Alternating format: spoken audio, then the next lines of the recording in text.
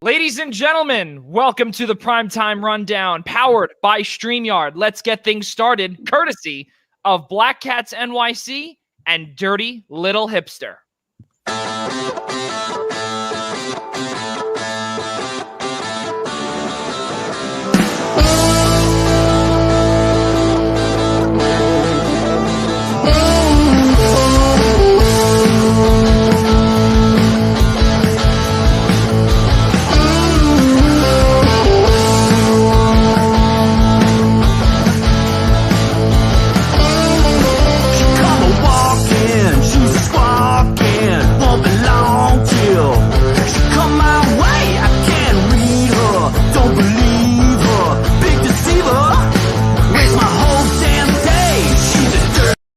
Well, unfortunately, we do not have a button where we could fade in and fade out because, that would be the more professional way. But we'd like to thank Andrew Giordano, Black Cats NYC, and also their new hit single, Dirty Little Hipster.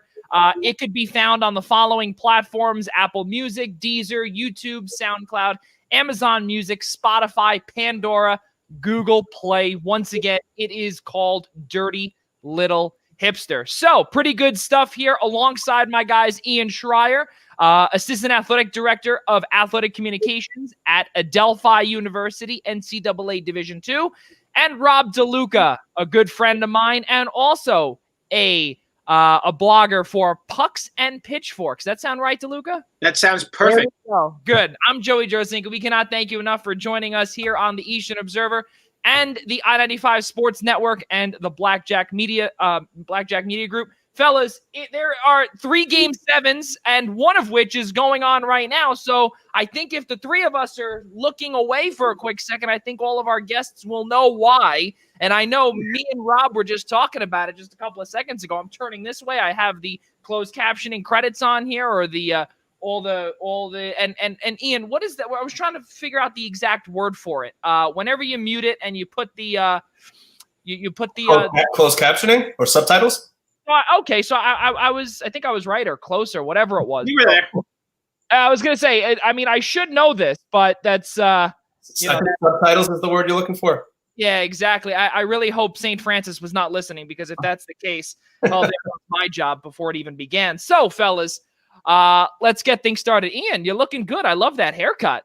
Yeah, it's nice. I hadn't gotten a haircut in about 3 months, so I'm glad the hair didn't grow too long. The beard didn't grow out too far, so glad I got to get all nice and clean cut for you there, Joey. You see, you got the haircut. I have the hair growth in my hair. We're trying to get some new follicles up here because it's not really looking too hot. But and Rob DeLuca, how are you, buddy? It's been a few weeks since we've had you on. I think it was episode number 27 you were on here. When the qualifying round was about to start, we made our predictions. Yeah, that's right. Yeah, the last was it's just been hanging in there, working from home. It's been going into the city once in a while for sports, because working in sports, you don't do a lot when they're not playing. So that's right, and I think all three of us can attest to that, as well as we all do work in sports. So, fellas, let's get things started here. As we were just talking about, 3 Game 7s, 2 tonight, one of which going on right now, and the other one that might have given me permanent heart damage is going to commence tomorrow night, 7:30, right after the Kentucky Derby. Where is DB, Ian? Because he should be on here talking about Authentic, about his horse. Oh, my goodness. I mean, listen, I know Tiz the Law right now is going off at 3-5, and by tomorrow it'll probably be 1-5. So if I was playing an exacta, I would say pair it up with a long shot and hope it comes in. There you go. Yeah, and I was going to say I'd have to hope here. And just because of that, and DB, I'll definitely text you tomorrow and say I have a big cigar for you, and I will be betting on Authentic win. Just get it done just for you, buddy. So really, really good stuff there. And let's keep it going. Ian, you're a Rangers fan. Rob DeLuca, you're a Devils fan. Let's talk about the Game 7s, and one of which that actually the third period just went underway right now. Currently, Colorado's leading 3-2. Nazem Kadri doing some good stuff. I think also Andre Burakovsky, Rob DeLuca was texting me earlier about it. But also, let's not forget how big is it, Rob and Ian, that Gabriel Landeskog, their captain, is not in right now. Can they get this done and hold a 1-goal lead? Anybody could take this one. All right. Well, yeah, as you see right now, they're hanging on. I mean, for anyone watching the game, I'm sure it's probably multi-screening, one for us and one for the game. But I think they're doing just fine right now. They're up 3-2, but obviously the goals are definitely not done here because the over-under has been 6 for most games, and the under has only hit once, and it was Game 6, and the final was 4-1, so it was only a goal off. This series is known for goals. This game is far from over. But the fact that Landeskog was not in, he did get hurt in Game 6.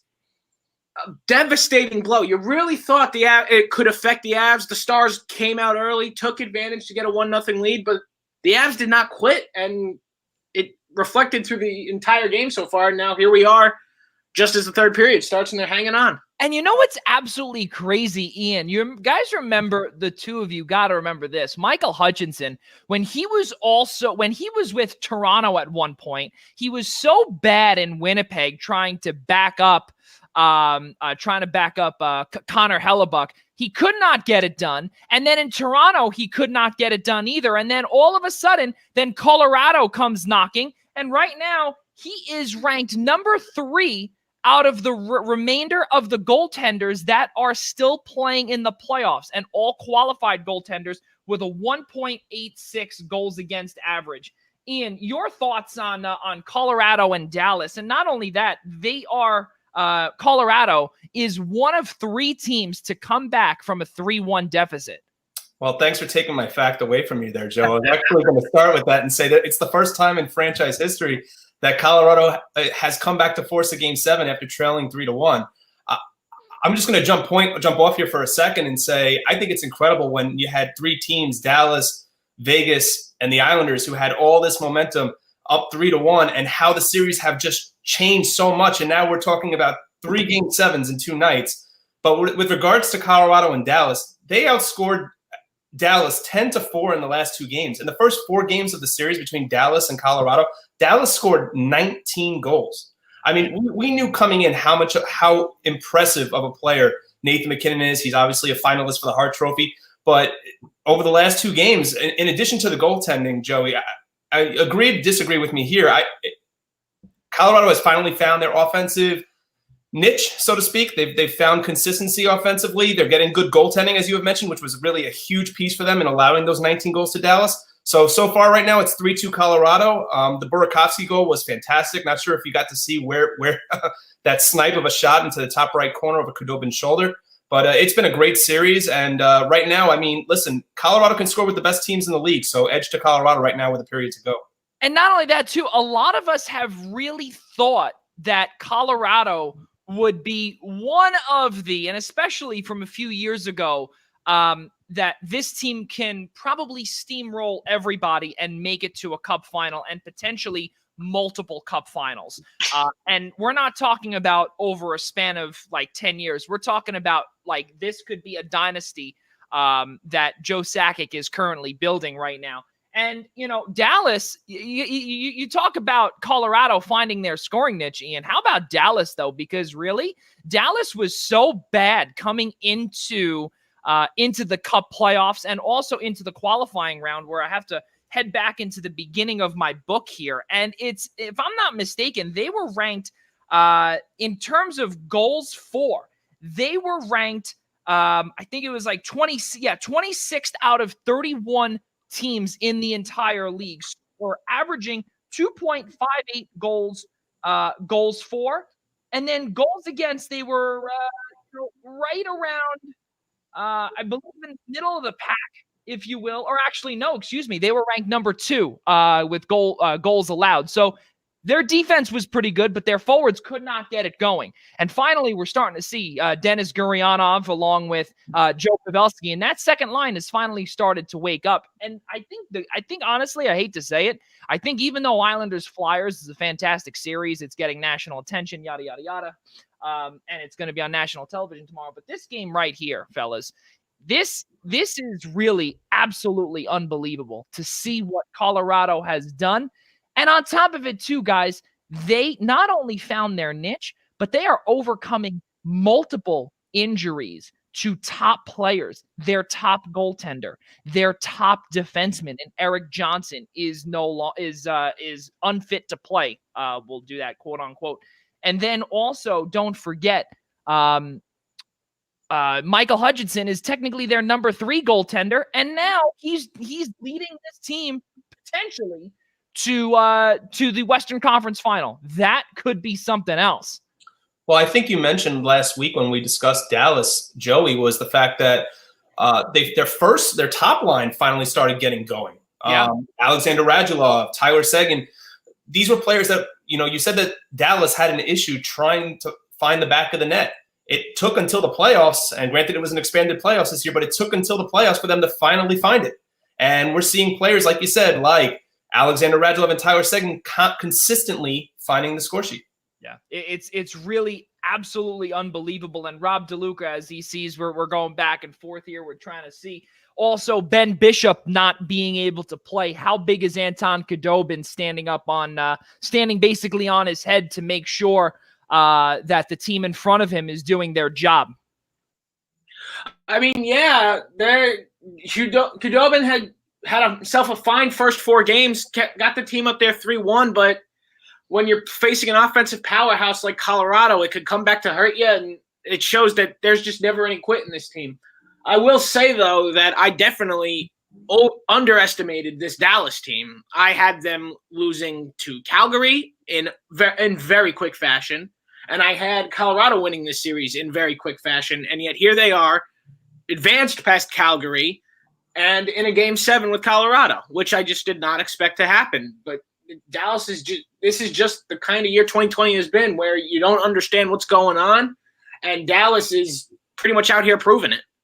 It's really unbelievable, as you said, with the year 2020 being completely different, with 2020 throwing curveballs left and right, and consistently just throwing us different things to try and fight off, to see if we can overcome any obstacles.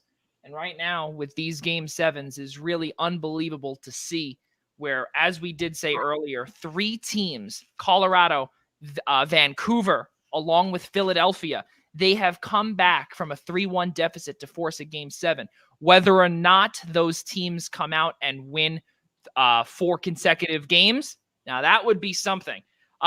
Fellas, let's keep moving on here. Obviously, again, there's a lot of talk with Philadelphia that Oscar Lindblom came back yesterday. That was an amazing story. He has not played since December 7th due to a rare form of blood cancer, bone cancer, if you will. So number 23 being on the ice for Philadelphia, we saw it last night, not going to lie, even though I wanted to pound, the Flyers out of the playoffs yesterday. Obviously that did not happen. And as the overtimes went on, my heart would race up, down, my blood pressure 100% hit over 200, over maybe, 120. And I was probably having a full-on aneurysm, but hey, listen, this is what happens when we're fans. I think Ian can probably attest to that back in 2014 when his team made the Cup final. Unfortunately, came out on the losing end of it, but still. Don't show that Alec Martinez photo anymore, please. Please. No, we only do that when PMAC is here.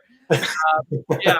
So let's talk about Oscar Lindblom, and not only the emotional impact, but also the impact that he made in the game as well, because AV has been dealing with blow after blow, and this one right now with Sean Couturier out, he had to replace him with a few other guys, Scott Lawton, and also Oscar Lindblom made his his playoff debut for 2020 last night, and pretty much did a doozy, Ian. My MVP of this series so far, at least from the Flyers end, has got to be Carter Hart. I mean, he single-handedly has forced a Game 7 in this Islanders-Flyers series. You certainly can't say the Islanders are lacking goal scoring. That certainly is not the issue right now. Carter Hart is just standing on his head in Game 5, stood on his head again in Game 6, made up and around 50 saves in Game 6. Islanders had opportunities in overtime, in double overtime. It's just been an exceptional performance in this series by Carter Hart.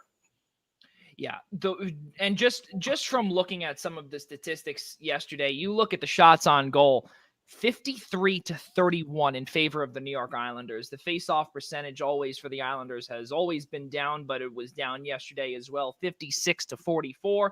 The Islanders on the power play really has not been good, but compared to Philadelphia, it has been lights out, which again really doesn't say much because Philly has not scored on a single power play this whole series. Hit 73-64. And also, let's not forget, let's rewind to what we said earlier, shots on goal 53-31. 50 or how many saves was that for Carter Hart? 49. 36. 49 of 53 total shots. Right.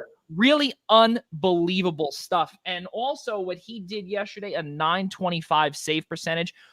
Are there any changes that you would say, okay, well, this is what Barry Trotz has to do. This is what Alain Vigneault has to do. There's also a little stat from 2015 that I personally don't like to look back on, but I know Ian likes that stat where I could watch that Derek Stepan overtime goal many times. Exactly right. So there was for those that do not know, the New York Rangers were down 3-1 to Barry Trotz's Washington Capitals 3-1. And then in the second round of the 2015 Stanley Cup playoffs, Derek Stepan clinches the Rangers. That was their game-winning goal, so they could move on to the Eastern Conference Final against Tampa Bay. We know what happened in that Game 7 following that. I see Rob DeLuca has a little smirk there as he's a Devils fan. It was a good Game 7. But now, as we said this, now, again, history does lean on the side of Alain Vigneault in terms of those two coaches. But we have two completely different teams, two completely different, I don't want to say different offenses, but different personnel for both squads. Ian and Rob, we'll start off with you, Ian. Your thoughts on this Game 7 tomorrow, and you as a hockey fan and someone that really knows about hockey, what do you expect to see from both teams? The only thing that's really bothering me so far coming into Game 7, I'm expecting another high-scoring game. Both defenses will play well, but I'm still expecting another high-scoring game, especially since for Philly, the Giroux line finally got going. The Giroux-Lawton line, which had been waiting 5 games to get going, finally got going for the Flyers. What's really bothering me, which I was reading on Twitter from last night, was the discussion that the Islander fans are having about whether or not they should start Varlamov or Greiss in Game 7 tomorrow night. And to me, there's no question that Semyon Varlamov should be the starting goaltender for the Islanders tomorrow night. I see Joey's eyebrows raising, but to me, he started in 16 postseason games for you. You're really going off of one and a half games, one game that he actually started. Varlamov is the rock that's gotten you there. I think he's got to be there in Game 7 tomorrow night. Yeah, I heard a lot about this topic, and Rob, I want to hear your thoughts on that because I read all over Twitter that even some reporters have been putting out polls, such as Arthur Staple from The Athletic, formerly Newsday, has put out and saying, all right, fans, let's hear it from you. Let's see what we do, because really this is Game 7, and it's win or go home. That's it for both teams. Who do you start, Rob DeLuca, in this one? Dance with the date that brought with you, but wow, did I'm sure every Islanders fan in existence want to smack him upside the head for that very poor performance in Game 6. That because if he's even on the ball a little bit, you move on without question. There would be no overtime. You would already be on a plane to Edmonton by now with Tampa Bay and headed for the bubble there and ready for the Eastern Conference Finals. But instead, here you are, ready in Game 7 not exactly sure what to do. Look, I do agree. You got to start Varlamov, but the idea of starting Greiss, it's not like he's a bad goaltender. And, it could be his for him, I'm sure he'd obviously want the game. It will be. I'm sure Greiss wants it because this is his chance to be like, show me. I'm going to show you that I'm worth the money because let's be real, he's probably leaving the New York Islanders because you have Ilya Sorokin coming and Varlamov is likely staying with Sorokin. So Greiss probably wants the opportunity to be like, someone look at me. I'm going to show you I belong here. Well, yeah, not only that, but you also have kind of no choice because you're hooked on to $5 million for the next 3 years as well. So I don't think anyone's taking that from Semyon Varlamov. But I mean, my question, Joey, is the fact that what happens if hindsight's always 20/20, but if you go to Greiss and he's had his games where he's allowed 4 or 5 goals a game and really put up a couple of stinkers every season he's been with the Islanders. If you don't go with the guy that's gotten you there, I mean, I don't know if you looked at the polls, but 62% of the vote, I checked, I think it was about an hour ago, Arthur Staple had about over 3,500 votes. 62% of the vote wants Thomas Greiss starting tomorrow night. Yeah. Maybe I'm the only one. I mean, Joey, I'm curious to get your thoughts on how you feel. Yeah. Here's what you should do, definitely. Scratch Mayfield. It's also half his fault. We'll get to that in a second. We'll get to that in a second. But you know what? I cannot blame Scotty Mayfield for a broken stick. What I can blame is that there was no teammate that was around him to give him a stick close enough or quick enough, because it was probably about 2 to 3 Mississippi or 3 full seconds before he got someone else's stick. That's a problem. To answer Ian's question in terms of my thoughts, well, he's now had 2 consecutive losses, both of which had under a 90 save percentage. He allowed 28. He allowed 4 and 5 goals combined. Combined 9 goals in the last 2 games, and this was on 63 total shots. That is not a recipe for victory.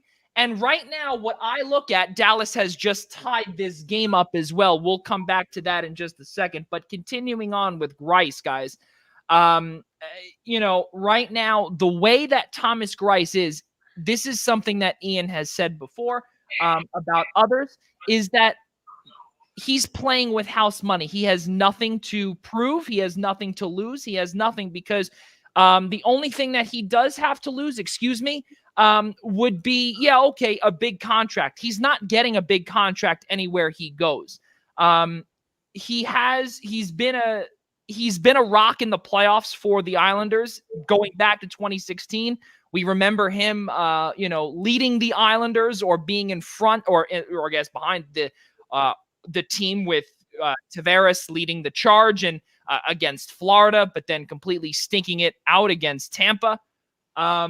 But then I look back to Robin Lehner last year, guys, and Robin Lehner last year, if he would have, let's say, a down performance, you can go back to him or you could potentially go to Greiss. But if you ever did go back to Lehner in a back-to-back situation or 2 consecutive losses and then a third, you'd say, all right, third time's a charm. But Robin Lehner would eventually get back to it, and it would not allow him to become Swiss cheese. Here right now, the way it looks, I don't know Varlamov's how his mental state is. And I don't know if 2 days is going to be enough for this. I personally believe that there were a few goals, not all of them, because you cannot blame all 9 goals on Varlamov. You can't do it. I would say, though, probably about half, if not a little bit more than half, are his fault. But you also have to blame the defense as well. That's also in front of him, too. And that's where Rob DeLuca comes in and says, okay, well, we got to bench Scotty Mayfield. Yeah, because it's not just the broken stick. No. I could count consecutive plays where it's his fault. Right. It's not only the broken stick, but see, this is the part where the Islanders are in a very good position with defensive depth, because now you can potentially take a couple of guys out. But again, this is a game 7. You don't want to get too crafty. You don't want to get too, you don't want to think too much into it or too creative or anything along those lines. Do I think Johnny Boychuk should go in? I don't know. I don't know what I wouldn't. That's the thing. Because see that's the problem, Rob, is that where you said possibly take out Scott Mayfield, you kind of have no choice but to go in with the same 6 because Johnny Boychuk has not seen the ice since game number 1 against Florida nearly a month or almost 5 weeks ago. So now for him to come back in on a game 7 against Philadelphia, you can't do that, and now you're stuck. And the only thing that I can see would be a change up front, and even then, I don't see it. The only change that I could see would be Thomas Greiss for Varlamov. And to answer Ian's question, I don't see it happening. I see a complete same lineup as what we've seen. And you know what? This is it. There's no coming back from it. And I think that you can't put Ross Johnston in, especially for Derek Brassard, who has lived up to his nickname, Big Name Brass. Brassard's on a roll. You can't bench him now. Right. That's it. And to me, it's not like the Islanders are getting blown out of every game that they're playing in. It's not like they're losing games 3-4-0, and Varlamov is giving up bad goal upon bad goal. They were up 3-1 for a reason. A big part of why the Flyers have tied the series is also because of Carter Hart, but also because their top line has finally gotten going. Yeah. Without Sean Couturier on the ice. So to me, if I'm Barry Trotz, I'm keeping everything as it's been. It's worked so far. There's no reason why it wouldn't work in Game 7. Yep, and the big thing to do, contain Kevin Hayes. This is a guy who had just came into this series and decided, you know what, we may be down 3-1, but I'm not letting us go home. And he's been a absolute difference maker out there. He's scored in quite a few games of this series. And yeah, honestly, Joey, I said it to you via text message last night. When I saw that Lindblom was coming back, I'm like, watch out. This could end up very, very interesting for you. And sure enough, he didn't score or get on the score sheet per se, but he had a few hits out there. His physical presence was there. And also I just want to say this because I know we got to get back, but people, I got to say it. On Twitter, I saw a lot of people complain that, like, how could you put Lindblom back in the lineup after all? Like, how can you think it's medically okay? Like, oh, look, there's the NHL not caring again. Like, this is someone who has been out for months. This is someone who has had medical staff watching him for months. If he was not ready to go, there would be zero reason to drag him into the lineup because he's not an offensive difference maker out there. So if they felt he was not even the slightest bit 100% healthy, he wouldn't have been there last night. And I feel like people who think otherwise don't necessarily understand what the extensive medical process to clear someone in hockey goes through. It's a lot, and it just is something that irks me, thus this little rant here. But yes, overall, Lindblom made a huge difference maker just emotionally for the Flyers, even though we went through 2 overtimes. And listen, Rob, I like your and Ian, I want to get your thought on that in a second, because we've said this, I think, on every single show that Ian has been a part of. And I always like to go back to a really good sideline reporter for CBS that we always bring up, where Melanie Collins has said on Twitter multiple times to multiple people that have come in and basically, said derogatory things about her things on the side, is that Twitter is a cesspool. And regardless of what we see on Twitter, whatever it may be, we have to use it for our business. But in terms of that, something so stupid to say, because I hate to say it, we look back at some of these guys like, I don't know, how about Anthony Rizzo? How about John Lester in the world of baseball? These guys had cancer. These guys came back and now have made not only an impact in Boston, in Chicago, in Oakland, wherever John Lester was, now in Chicago also. They're both teammates. That, unfortunately, I'm sorry, is probably one of the dumbest things that the Twitter world could even bring up. If you need a spark in the lineup, especially you're down 3-1, as Ian Schraier always says, you're playing with house money. What does it matter? Put something in and try a different formula. You have nothing to lose. Ian, your thought. I think if you guys want to talk about sparks right now, what the Islanders need for a spark is for Jordan Eberle to up his play. He's been playing horribly. I mean, I don't know what more you need to say to that than that. I mean, I'm not going to throw any shade at Anthony Beauvillier because of what he's done for that team in the postseason. And the Flyers have really done an exceptional job of keeping Beauvillier and really that entire line in check for the most part. It's really been the top line of Barzal and Anders Lee. I would say, obviously, Brock Nelson's done a great job in the second line, but it's really been Barzal and Lee that have really produced a lot of the offense in addition to Pajot in this series. But they need Jordan Eberle to contribute now. Yeah, I mean, like, well, you guys didn't pay him this money to play like this. I tell you that right now. Well, how much? I will say a big contract, no? Right. Yes, for sure. And he took what I think it was. I don't want to call it a pay cut, but in terms of average annual value, yes, he kind of did take a pay cut, but he did have longer the years were obviously stretched out. So it basically came out the same, etc. Helped out the team and for the long run. But right now, again, we have to give Jordan Eberle credit. If it was not for him for certain goals, both against Florida and also, and that's Colorado now scoring 4-3, Andre Burakovsky again. If it wasn't for Jordan Eberle, guys, we would not be where we are. But right now, this is the worst time to go through a slump. Literally the worst time, especially when you're on the Actually, it was Ian Schreier's favorite New York Ranger of all time, Vladimir Mesnikov, getting the goal here with 3:40 to go. But it's not like Eberle's playing on like the third line, the Pajot or something like that, and maybe expect a little contribution. He's playing on their number one line. And like you said, Joey, this is the worst to go through a slump. The worst. And you know who actually has come out of a complete slump? And me and Rob DeLuca, we were actually talking about it a little bit last night, is Matt Martin on the fourth line. We're starting to see him score some goals here. So, and just like that was a tie game. It's the other way around now, where Dallas has now just scored. Now it's 4-4. So as we keep moving on with this, so Ian, your final thought on the Islanders and the Flyers. Who do you think comes out on top? Not who do you want. Who do you think comes out? Hey, listen, last time you asked me that question, I think it was one of the games in the Capitals series, and I took the Islanders. But right now, I think all the momentum right now is on the Flyers side. I would really hate to go against the Islanders here, even saying it as a Ranger fan. And I know my father-in-law is sitting on the couch near me, really giving me an evil look for saying that. But I'm going to take Philadelphia right now. They're playing real well. Carter Hart is right now stealing this series, and I think it kind of carries over into Game 7. Yeah, there's no doubt about it. I have to agree with you there. And me as an Islanders fan and Rob DeLuca, listen, you are the king of jinx. Every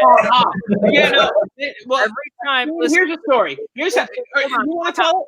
I think. Hold on. I'll give a little preview here, or a prerequisite, if you will, and then Rob can finish that. So there are times, Ian, and to all of our guests out there, when Rob would text me and say, "Oh, score! It's over," when it's only 1-0 and it's 17 minutes to go in the first period. So whatever the case is, however you may take it, or anyone may take it out there, no, it's never over until, as they say, the fat lady sings, and she has not sung yet. No, not even close. But here's how that started, because there were Columbus.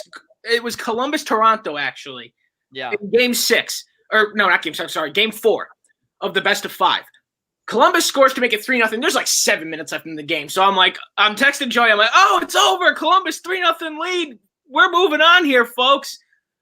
And then, of course, 4 minutes are left in the game, and it starts. Toronto gets a goal. And Joey's like, oh, it's not over yet. I'm like, dude, believe me, they ran out of time. 30 seconds go by. They score again. Yeah. 30 seconds left. The game is tied. Toronto wins in overtime. He is forever. I thought I broke the city of Columbus that night. I thought I might have broken it. Yeah. But they ended up winning Game 5 with these. But it's happened more than once, because when did I do it? Oh yeah, when even though the Flyers ended up winning Game 5, the Islanders are down like 3-1 late. Yeah. Yeah. Yeah, you have a Rob. You have a little knack for the potential jinx. No, yeah, but let's. I've worked on that since because I've learned my lesson enough times at this point. That is, I do believe. but it happened. But hey, listen though, it happened only about 6 hours ago, or no, I'm sorry. When did this game start? 2 hours ago. So I believe you said Andre Burakovsky. It's over. Let's continue moving on, fellas. No, I never said it's over. I have yet to say it's over today. I have yet to say it's over. I have not yet said it's over because I knew it wouldn't be because I should have bet the over. I didn't. I have the Avs on the money line, so this is giving me a lot of problems now. Let me tell all of our guests this, and also Ian Schraier too. We're both New York residents. Rob DeLuca lives in New Jersey, so he's a little bit of a with sports gambling. Yeah, polo on one side and maybe something else. I've got the Italian in me too, but I'm taking the Islanders tomorrow night. I think when it comes down to it, this game, these are two very talented teams. This game 7, as most game 7s do, is going to come down to how the game is coached. And we know for a fact the New York Islanders have the better coach in this matchup here. It's not even close. And you think Barry Trotz is going to allow 3 consecutive losses here? You think he's going to let that happen again after it happened to him with Washington? No. Barry Trotz is going to bounce this team back, whip them into shape, and you're going to see the Islanders sneak by. Listen, Ian. Rob could channel his inner Herb Brooks from Miracle right there. That was actually pretty good. Not only that, I was going to say, Ian can probably attest to this as well, but you'd figure also third time is a charm in terms of AV because, listen, he made it to the Cup final twice, and you figure third time is a charm for him to win it. And right now, Rob, I have to disagree with you right now. The way it looks right now, AV right now could potentially be the better coach. I mean, don't get me wrong. There's a lot of a lot of speculation where it could be the end of the regular season for the Islanders all over again. It could be deja vu where we could see an absolute or an utter collapse like how we did how we saw it at the end of February and into early March just before the COVID shutdown. We have no idea. But I want to keep moving forward, and we'll get back to Dallas and Colorado a little bit later. Ian, I want to hear your thoughts about Thatcher Demko for Vancouver because, listen, you're all over the goalie train right now, but this goaltender, listen, the last 2 games in 0.47 goals against average, and he ranks number 1 in terms of all goalies that are still playing right now, which, again, is only 8 goaltenders, but he's right now on the Mount Rushmore for Vancouver. And on top of it, he is a part of games 5 and game 6 winning. Let's hear it. Do the Canucks need Jacob Markstrom anymore? I mean, no. I mean, all he did was make a spot start and results in what he's allowed 1 goal in 2 games and a combined 90 saves in 2 games against Vegas, no less. Yeah. This is absurd goaltending, and I apologize for my reaction on camera here, but Hutchinson just made a glove save at the buzzer. He was down and out, reached out his glove, managed to snag it at the buzzer to send this game to overtime. And Joey, we can have a little fun here, a little Eastern Observer overtime challenge. We can for sure, but let Ian finish this in terms of Thatcher Demko, and then we'll have to get back to that. Ian, any of your thoughts on I said, it's 90 saves in 2 games. I wouldn't even say that he's brought the Canucks back from oblivion. I think Vancouver's had a really nice series. The problem is just Vegas has just been by far the better team through the first 4 games. But Demko on his own, in similar way to Carter Hart, except the fact is Demko is not even allowing Vegas to get on the scoreboard right now. And I'm not even. I slightly disagree only with the fact that Vegas has been the better team all 6 games. It hasn't even been close. Vegas has outplayed them every single night. And it's literally because of Thatcher Demko that there's a game 7 tonight. And I will say, as a Devils fan with Vancouver's first-round pick, this is getting on my nerves because Vancouver might have been making the pick even worse. And what makes it even better is the fact that he's completely overshadowing the play of Robin Lehner, who's been fantastic for 6 games. And I am a big Robin Lehner fan. I absolutely love his story. I just love how he's playing. Wherever he goes, I hope he gets big money as the starter. I'd love him as backup in New Jersey, but that's a little too expensive for just a guy who's going to play who would play only 30 games. So wherever he goes, I'm rooting for him. You look back. He gets more than that 1-year deal he got in Chicago when he didn't want to re-sign with the Islanders. Well, let's not. Well, hold on 1 second. Let's just get that out of our heads for 1 second. It's not that he didn't want to re-sign with the Islanders. It was Lou Lamoriello needed to get someone closest to Ilya Sorokin to come over, and on top of it too, he originally wanted Semyon Varlamov, which is, in my opinion, mind blowing because I'm pretty sure I said that to you last night. I'm like, you let go of Robin Lehner for this? Yeah, well, that was the whole thing. Because a lot of people have said this, and this came out publicly, was that Lou Lamoriello wanted Varlamov for many, many years, going back to his days in Toronto. So, hearing that and now him being able to get it with the goaltending coach gurus and Barry Trotz and Piero Greco and Mitch Korn, the goalie whisperers as they're both known around the league. Robin Lehner yesterday really he let up 3 goals on 18 shots, 15 total saves in .864 save percentage. You look again as Rob and Ian were just talking about, Vegas has outplayed Vancouver. But don't get us wrong here. Vancouver, Quinn Hughes, JT Miller, Elias Pettersson. Ian, we said this a few shows ago, and we heard something. We've seen it also on Twitter. We've seen it a lot of places where we're starting to see Vancouver fans, and not only that, but also we know how, let's just say, a fantasy world that the Canadian media lives in, especially, and no offense to the well, they're the last Canadian team left, so. Right. Well, not only that, but also even with Toronto too, they literally live in a fantasy world.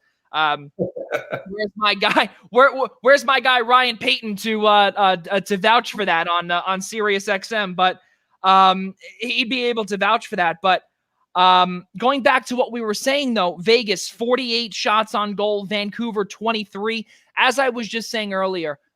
Again, Elias Pettersson, Quinn Hughes. Now we can't even say Jacob Markstrom anymore. But at one point, we heard that this could be another 2008 Stanley Cup run, similar to the Pittsburgh Penguins, where we could see, Elias Pettersson leading the way, Quinn Hughes on the back end, similar looking like to his counterpart of Chris Letang, and then potentially Jacob Markstrom looking like Marc-Andre Fleury. But now we're starting to see Thatcher Demko come in. Again, I don't want to say if it's beginner's luck, but 48 saves on 48 shots on goal yesterday, absolutely insane. Game 7 comes your way 9 Eastern tonight.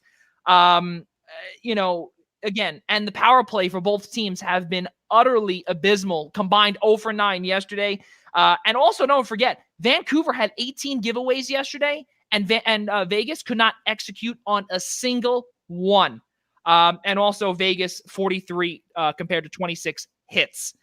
I want to know your thoughts, guys, on a Game 7 and also this random stat, courtesy of the Elias Sports Bureau.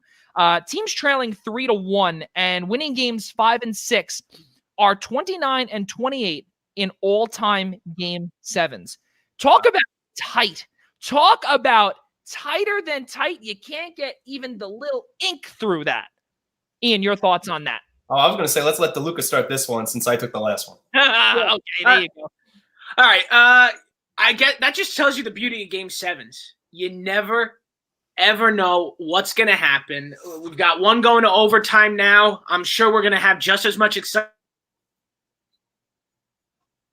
Did we lose Rob DeLuca? I don't know. I was actually going to ask you if that was my connection, but I don't think it is. I think that is Rob DeLuca having a little bit of internet issues out in New Jersey. So Rob DeLuca, if you can hear us, I think we did have a little bit of. Yep. All right. Rob DeLuca is back. Yeah, all right. Yeah. I'm sorry. So start from the beginning, Rob. Yeah. Very weak Wi-Fi. I apologize. But yeah, that's the beauty of Game 7s is just that you really never know. And we got one in overtime now. We're probably going to have just as much excitement tonight at 9 o'clock, tomorrow night, 7:30. The beauty of Game 7 is you just never know which way it's going to go. For tonight, you obviously know you got Thatcher Demko. Because it's a back-to-back, you don't know what Coach Pete DeBoer is going to do in goal tonight. And he doesn't even tell you anymore because of the drama with Fleury's agent. He doesn't even tell you who starts in goal anymore. He just kind of lets you see it when whoever leads it out in warm-ups. But it'll be tough. Because, Joey, to your point about Robin Lehner, he very rarely has 3 bad games in a row. So where he'll find it again. So because of that stat, will he get the start or will he go to the seasoned veteran of Marc-Andre Fleury? We don't know. But, yeah, I believe tonight's game had a single bad – I mean, I know they put Fleury in on the second half of those back-to-backs, but has he even really had a bad game yet? And that's why, to me, in Game 7, I really got to take Vegas here. I mean, I know Demko's a great story, nice little Boston College product. You know, there's nothing you know, I love Vancouver's story. But right now, I got to stick with the hot team here in terms of the team that most people have going to the Stanley Cup final right now, and that's Vegas. I mean, Leonard's been great in goal. He's only allowing 1 or 2 goals a game. You know, it's just that Demko's been better. Yeah. And they're outplaying Vancouver offensively in every game in the series. So there's no reason for me, at least, to go against Vegas here in Game 7.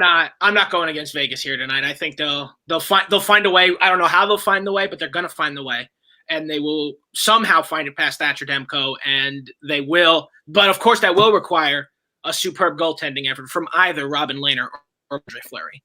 Well, I'm going to throw my 2 cents out here, fellas. And right now, I think with a Game 7 with Game 7, obviously, here, I look back to last year as Rob DeLuca was just pointing out about the statistic of Robin Lehner. And we saw last year where he lost 4 straight and was swept against the Carolina Hurricanes. Get that smirk off your face, Ian Schraier. I'm sorry. You know what? Every fan talks to me about Adam Henrique, but you know, last I checked, the Rangers were the last team to find the final. Last I checked. Even I'm over it at this point. Years ago, we went to the final. We walked to the very same Kings team. There you go. So what we were saying earlier, obviously, with to me comes experience. Robin Lehner right now, he's, you know, again, there's a little bit of a stutter, a bump in the road, if you will, for Lehner. But don't get me wrong here. It's similar to the Varlamov situation. And in my opinion, I would go with experience here. And this most likely is the unpopular opinion. But I'd have to go with Marc-Andre Fleury because Ian's point, has he really had a bad game? No, he has not. Again, and this comes back to the team in front of them. And I personally believe that we are starting to see something that was said back in June and July, that towards the latter part of the playoffs, we are going to be seeing fatigue from every single player. This is starting to happen, folks. This is going to be, you might see one of the slowest Stanley Cup finals in all of history. Why? Because you had 3 months off, give or take 3 months or 2.5, 3 months off. And now you're not coming back into the regular season. You're coming in full speed.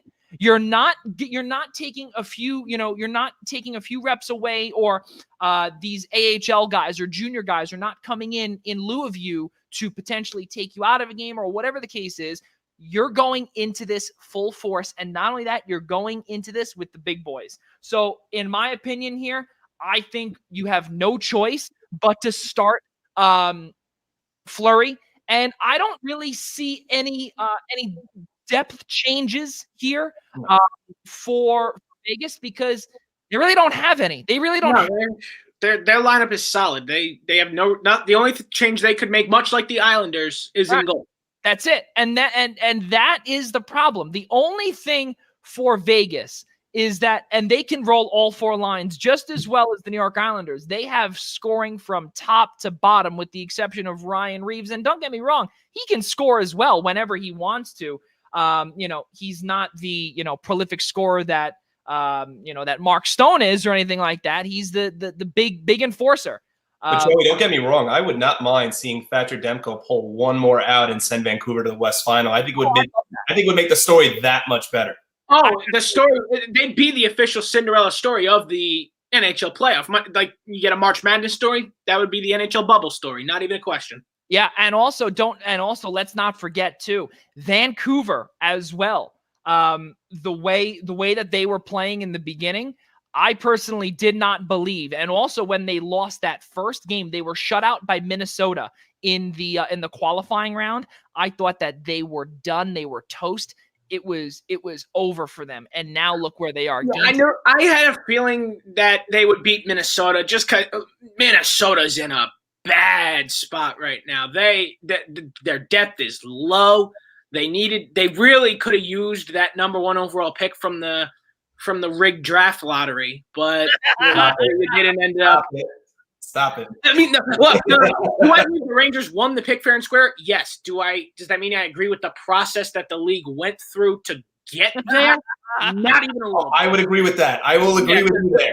The way they went about doing this was what was all wrong. The drawing itself was fair and square, although he really did fumble the ball into the hole before this whole thing started. Hold on 1 second. New York Rangers? Oh, wait a second. Oh, hold on. Let me like, you can't tell me we didn't have a repeat of 1985 NBA style there.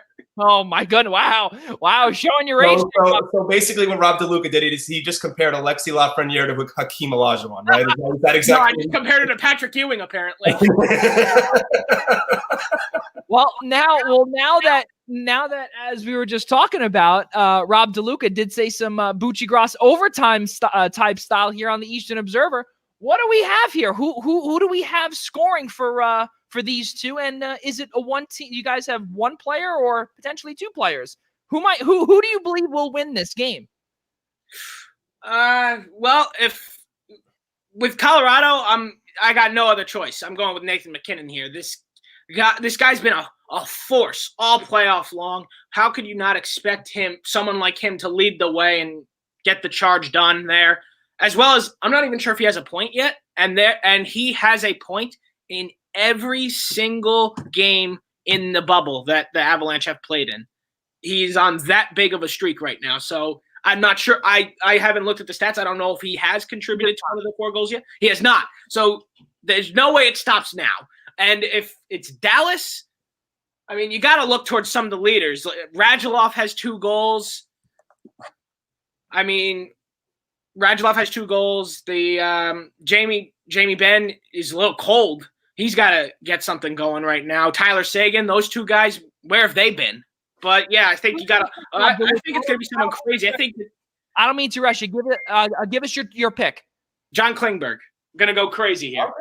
And for Colorado, just to confirm, is Nathan MacKinnon. John Klingberg and Nathan MacKinnon. Ian Schraier, for you. He took my Colorado pick, but I think that would have been all of our Colorado picks. So I'm going to go with the second leading goal scorer on the team right now. I'm going to go with Nazem Kadri there for Colorado. It seems like if it hasn't been MacKinnon, it's been Kadri. And on the Dallas side, I'm actually going to go defense too here. I'm actually going to go with Miro Heiskanen. Okay. It seems like Heiskanen is coming up with a big goal in every game. So why not stop now? Well, I got to tell you, fellas, Joe Pavelski, when he was on the San Jose Sharks, he got a little piece of my heart. So he still got it here. And Captain America 2.0, I believe, will send Dallas into the Western Conference Final. And then if Colorado is to do it, I am going to go with a long shot here, and it's going to be Andrei Burakovsky is going to do that. So I have Joe Pavelski and Andrei Burakovsky. And Nathan MacKinnon's streak of a point in every single game in the bubble will come to a close this afternoon or evening, if you will. That would be a hat trick for Burakovsky as well, right? It would. So, yeah, that'd be some way to clinch it. That would be pretty good stuff. No. Or no, Nemesnikov had the other goal, right? Yeah, no, he did. Yeah. Okay. Yeah. Nemesnikov's on hat trick watch, actually. Here we go. There we go. Yeah. So. Let's keep moving forward, though, fellas. So, this was, Rob DeLuca can be our guy to cheer for us here. But a lot has gone on this week in the world of sports, fellas. We have to wish the entire family of the New York Mets and also the family of Tom Seaver our condolences from the Eastern Observer, from everyone here, and also with Ian Schraier being a lifelong New York Mets fan, this obviously has to hit home.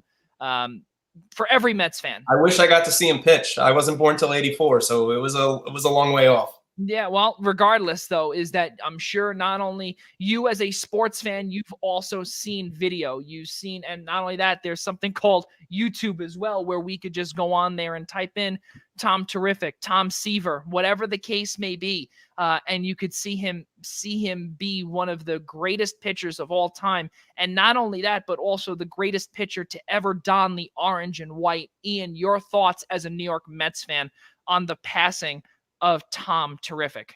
Yeah, I mean, it was gut-wrenching even a couple of months ago when they had announced that at 75 years old that he was dealing with really a horrible case of dementia.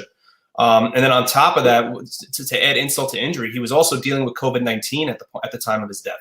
So, I mean, obviously, he's a legend in Mets lore. He's arguably the greatest pitcher of all time of the franchise. He's the franchise for a reason. He's been nicknamed that way. 69 world champ, 3-time Cy Young winner, 1967 NL Rookie of the Year. I mean, he and Christy Mathewson, and Christy Mathewson was, I believe, if you've been to Cooperstown, is part of the first induction class of the Professional Baseball Hall of Fame, are the only pitchers ever with 300 plus wins, 300 plus strikeouts in their career, and a sub-3 ERA. And with the way pitching is today, and with the way baseball is today, we will never see anything like it ever again. So it's like I said, it was gut-wrenching news to hear it. I mean, we all knew he was sick. But my heart goes out to the Seaver family. My heart goes out to the Mets. And it was great to see Alonso with the 2-run walk-off hit in honor of a 2-run homer off the Yankees last night as they were celebrating the life of Tom Seaver. Yeah, it's really, and I got to tell you, as a Yankees fan and just being from New York, we all know about Tom Seaver. And regardless of, obviously the differential in terms of stars with the Yankees and the Mets, you can't take away the fact that Tom Seaver ranks as one of New York's best athletes, period. He's up there, in my opinion, as not only one of the top pitchers in all of baseball, but he is on the Mount Rushmore of New York sports. And I don't like to say that lightly because, New York sports has a ton of great history between all four major sports. And Tom Seaver is a part of that conversation. There's no doubt about it. 41 will forever be enshrined in the New York Mets Hall of Fame, and also will never, ever be worn again. But the crazy part that I heard Ian Schraier was that he was dealing with COVID-19. Mm-hmm. I couldn't believe that. And I was saying to myself, this man is 75 years old, and he has a bad case of dementia where his family came out publicly last year and said he's retiring from public life. And one of the last times that we've seen him was here at the 2013 MLB All-Star Game, which I was there. Yeah. Were you really? I was there. Yeah. So was I. Well, that's excellent. Yeah. That's on. You know what? Off topic. Where were you sitting there? I was down the left field line. Upstairs down the left field line as I was watching Seaver throw the ball to David Wright. Yeah. Yeah. That's and for you as a Mets fan to see that, and one of the last appearances publicly with Tom Terrific, what was your thought, when you heard that he was retiring from public life? And again, that picture that we just showed was one of the last that we ever saw of him. And again, looking like there was also, I don't want to say something wrong with him, but for those that know about dementia, my own grandfather had it, and we've seen blank looks from dementia patients, and I know it all too well. And it's something that you can never, it'll never go away. So there have been times, I remember when they showed Tom Seaver on television and you saw it loud and clear, that there was that blank look where he was scared. He didn't know where he was. And, but going back to what I was saying, Ian, it's very difficult. You're 75 years old and your mind is no longer there. And then all of a sudden you contract COVID-19, and this was your demise. That's so tough. Yeah, I'm sure a big part of it was he knew he had onset dementia at the time. If not, maybe it was years leading up to the point. Mm-hmm. But with regards to Seaver, I mean, I'm sure he and his family didn't want to show him in a negative light, show him the fact that he had dementia. I'm sure it wasn't something that they wanted to let people know publicly that he was dealing with. It was only a couple of months ago when they had actually announced it. Uh-huh. I mean, I will say, yes, the All-Star Game appearance was fantastic. But to me, I think what I loved even more than the All-Star Game appearance was when they closed Shea Stadium in 2008, and him and Piazza walked out the center field wall. And then I was there opening night when Citi Field opened in 2009, and him and Piazza walked right back in together as kind of the two pieces of the franchise of the Mets, the two cornerstones of the Mets, and walked in and threw the first pitch at Citi Field as if there was a nice transition from Shea to Citi Field. That to me hit more at home than the All-Star game, for sure.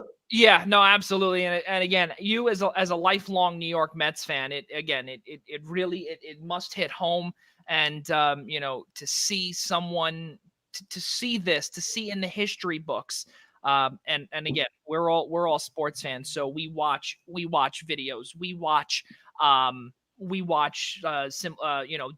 biographies, documentaries, etc. Yankeeographies for us Yankees fans.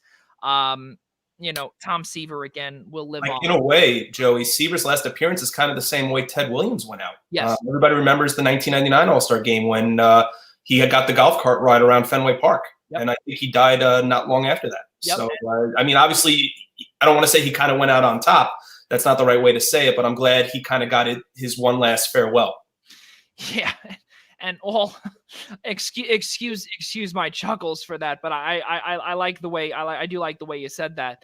But again, all joking aside, though, we look also back to George Steinbrenner when in 2008 when they were closing Yankee Stadium and he had no idea where he was.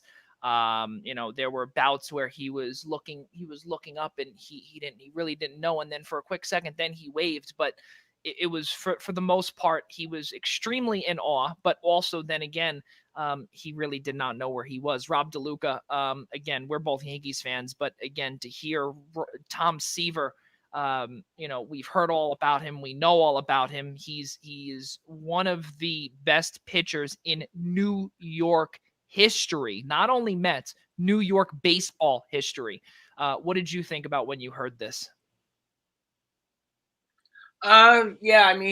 Look, this just felt, especially after the week we were having in sports with people we lost, and then and then 2020 throws us that punch.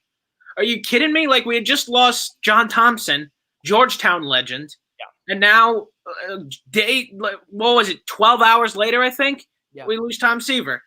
That was like the worst 12-hour span I think I've ever seen in terms of sports, in terms of people we've lost. I mean, there's two absolute legends, different sports, but they both impacted their sports in so many ways, for the only positive ways. And it just is so unfortunate that, as you said, of all the things that Tom Seaver has gone through, that it was this virus to do it. Just terrible.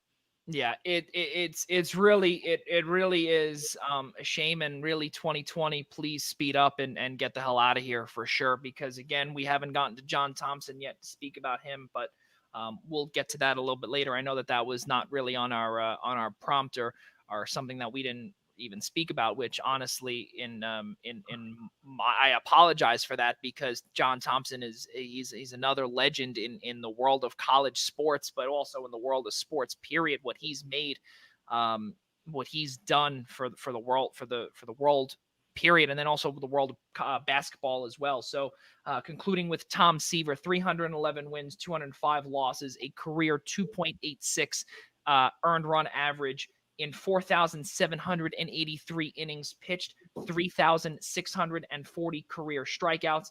He actually had one save. He started 647 games, and he appeared in 656 total. George Thomas Seaver will never be forgotten.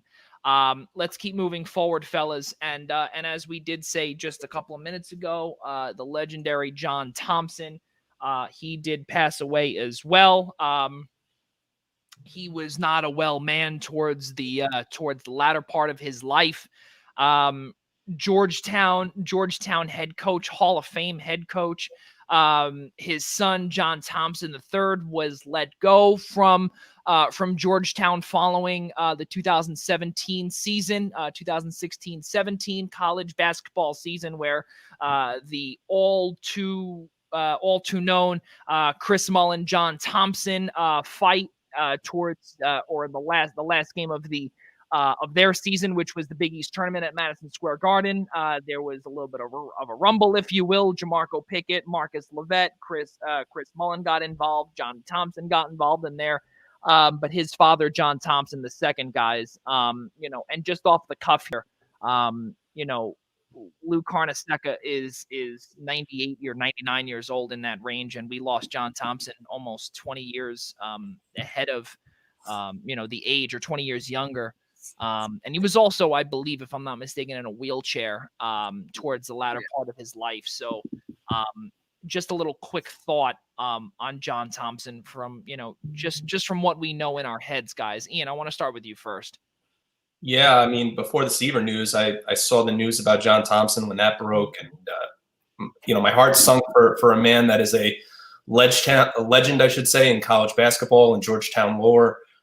Had the opportunity to win national championships, had the opportunity to coach transcendent basketball players that came to the NBA, like Patrick Ewing, like Allen Iverson. It's a horrible loss. I mean, what I loved so much about John Thompson was how he was off the court. I mean, obviously everybody remembers the great sweater game with Lou Carnesecca, and Louis always wore the sweater, and he opened up his suit jacket and was wearing a shirt that had the sweater that had the same design. Yep. But for me, for someone that works in college athletics and understands the life of a student athlete, was, to me, what was most important to John Thompson was watching his student athletes graduate. He is one of the advocators, and I'm the same way, of non-pay for play. He believes that you get a free college education, you are getting paid. And it's just a shame to lose a man that was such a legend, and he'll be sorely missed, especially around college basketball, around the game as a whole. Yeah, around the game as a whole is really the biggest thing, and especially from a Big East alum to learn about John Thompson when you don't really know much about him, and then you hear about it, and then when you go to St. John's and the history between St. John's and Georgetown, where it was at one point almost like Yankees and Red Sox almost in the world of college basketball in the old Big East, and Lou Carnesecca, John Thompson, we really lost a legend here, and this one, he'll never be forgotten. But exactly what Ian said, though, was that where we are today with college basketball and college sports in general, John Thompson has his fingerprints all over it, and he will again be dearly missed. Rob DeLuca, your thoughts on John Thompson, especially because you are a diehard St. John's fan, and you also know about the battles between, we remember, Patrick Ewing, Chris Mullen, John the second, and also Lou Carnesecca. That can be considered like a core four, if you will. It's very true. I mean, you got Louis Carnesecca, 95 years old now, and you go back all those years, and you just remember. I mean, obviously, we weren't there for him, not being born yet, but look, I wasn't a fan of him because he coached Georgetown, but you still, the word respect comes into play here, and you have the utmost respect for a man like this. Just a guy who took so many college players and just groomed them into NBA superstars, pretty much. He gets so much credit for the legacies that Patrick Ewing, Allen Iverson, and more have, and it is in large part to someone like John Thompson. Yeah. I mean, if you want a good 2-hour watch, and I'm sure both of you gentlemen have seen it. I mean, the 30 for 30 Requiem for the Big East is a tremendous 30 for 30 produced by ESPN. I would say for the better part of an hour and a half of it, it focuses mainly on basketball before they talk about the football side and how the Big East came to be, and discussing the role models that we've lived by with the sport of college basketball, with people like Lou Carnesecca, John Thompson, Jim Boeheim, Rolly Massimino, guys like that have really made the sport of college basketball the way it is today. So if you really want a little more information about the kind of guy John Thompson was, that's a great watch. Yeah, absolutely. And I can attest that, because I remember watching that right when it first came out. And it's, obviously with the Big East, you think of basketball right away. And, football obviously is, the number one moneymaker in college sports today. But also we look back and, again, the new Big East is all basketball. Then it eventually, the old Big East, eventually UConn football, Rutgers football, but nothing is ever good in the Big East as Big East basketball. That it just is. And again, from one that got to witness it, one that got to work in it, it's really an amazing sight. And again, just to wrap it all up, John Thompson, he's going to be missed. The battles today, there's always a conversation about John Thompson in there wherever, and his name always does pop up in a Georgetown sentence. And I'm sure it's also nice to say the fact that with John Thompson gone, that the person that's sitting in his chair now is a guy he coached in Patrick Ewing. So, exactly. yeah. So that's for sure. And we're going to see a lot of might see some good spirits from Johnny if there is college basketball this year. Let's move to something positive. Dallas, as we were talking, just clinched the series 4-3. It's it, Dallas. But you know what? Hey, listen, guys. Ian did say that Philadelphia has that momentum, but hey, listen, Dallas just proved it. You can check your prediction of Philadelphia too there, Joey. And it was true. And none of us won because it was Kiravanta completing his hat trick to send Dallas to the next round. And let's not forget, fellas, too. You could blow a 3-1 lead and you could still win the series. So that's right. So Vegas and Islanders, be on the lookout here. Let's get into actually, let's go baseball. Let's shuffle the dice here a little bit. And the MLB trade deadline was last Monday. And and when I say last Monday, I mean just like 4 days ago. And it seems like it was like 10 weeks ago, but my days are all messed up. As we've said to Ian Schraier almost every week, I thought Ian's been on for all 35 episodes, but hey, listen, what do I know? I think it's only been 4, Joey. I think it's only been 4. I think it's only been 4. Yeah. Exactly. And for every single time, we really appreciate you being here continuously as well.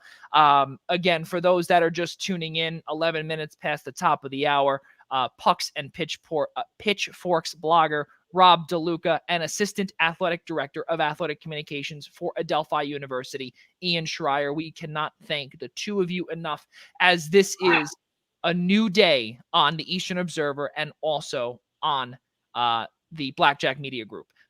It is a new day here on the Primetime Rundown, and we are going to have the rotational hosts. And Ian, I am beyond glad to say, has taken the role and run with it, and we cannot again be more thankful for him to be on here a lot of Fridays with us. He loves to spend his Friday evenings with us here and just talk sports, because what better way to tune out the negative and just ramble about sports? It's either do that or watch the Mets lose. So I think I'd rather spend time with an Islanders fan and a Devils fan than watch the Mets. So.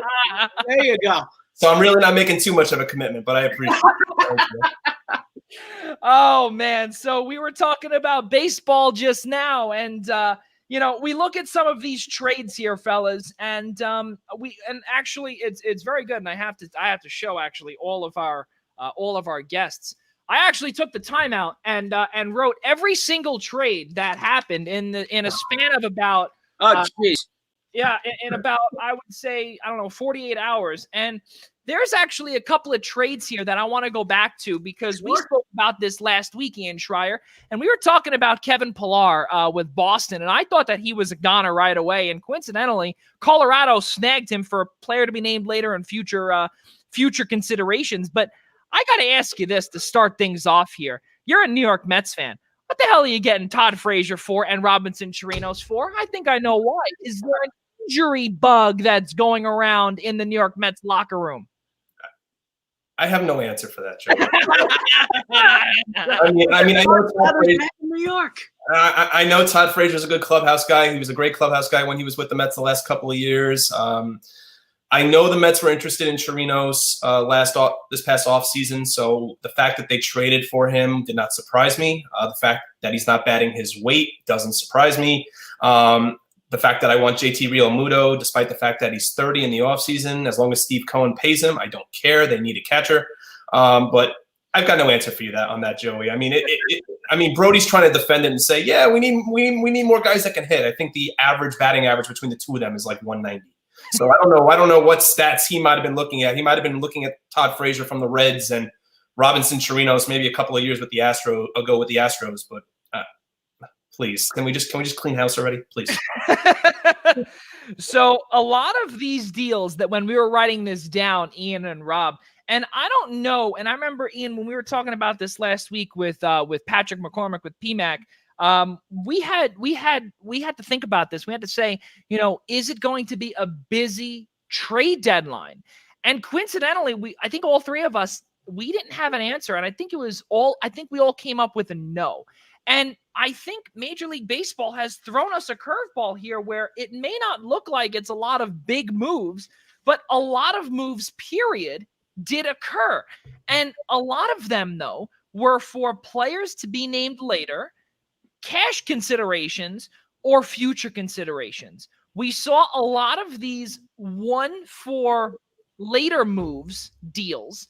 I mean, the way it looks here, we look at Mitch Moreland, we look at Tommy Malone, Cameron Maybin, for a few players. The biggest one here that I could think of, obviously, is Mike Clevenger. We'll get to him in a second. But as you said, Ian, there is no answer for what Brodie Van Wagenen brought in. He brought in Miguel Castro, right-handed pitcher, for Kevin Smith and a player to be named later. Who's a top 15 Mets prospect, by the way. Right. Add that in there. Yeah. Are we surprised? No, we should not be surprised. No. We brought this up last time where the executive, what do they call it? The executive discussions or sales pitch or whatever it was last week. Steve Cohen was in, or excuse me, the executive talks with the Wilpons to eventually buy the Mets. But we haven't heard that yet. So clearly, as we could see, we do have, puppets in the general manager's office trying to figure out what to do here. So as we said, Todd Frazier, Robinson Chirinos to the New York Mets. But there were a lot of other moves, guys. And this is something that really is amazing. And I have to tell you this because San Diego, they are a little bit, in my opinion, scary and not for the good way. I think, Ian, we spoke about this. I don't know if it was over text or if it was over maybe our last show. But also, let's not count out the Toronto Blue Jays either, what they did. They bolstered their 4 and 5 starters with Robbie Ray and Taijuan Walker. Taijuan Walker was traded just before our episode number 31. But also, they also got a shortstop. My thought was that maybe the Angels would trade away Andrelton Simmons for a prospect because, well, they fired their whole scouts pool, so they don't have a good farm system anyway. But they got a player to be named later. Who could potentially be, who knows? We don't know. They also traded away Brian Goodwin, their left fielder, from the Angels. Toronto shored up their shortstop position because Joe Panik is not a shortstop. And he's a second baseman, and he's playing his offside, and he looked pretty bad at shortstop. And I'm sure St. John's head coach Ed Blankmeyer, I'd love to hear his thoughts on it because he never played shortstop. Back to his days in Queens. So Jonathan VR from Miami to Toronto. Arizona basically completely cleaned house again and traded Starling Marte to Miami. And then the Indians traded Mike Clevenger to San Diego. I want to ask you this, Ian Schraier, your thoughts on who potentially your winner and your loser is from this deadline. My winner is the San Diego Padres by far.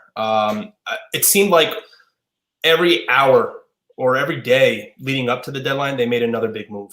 For the Padres, the first thing they did was we spoke about it last week about how poor their bullpen is. Kirby Yates has not been the closer they expected. So what they do, they go out and they get a guy who's really having a comeback tour in Trevor Rosenthal from Kansas City. They shore up their bullpen. Then what do?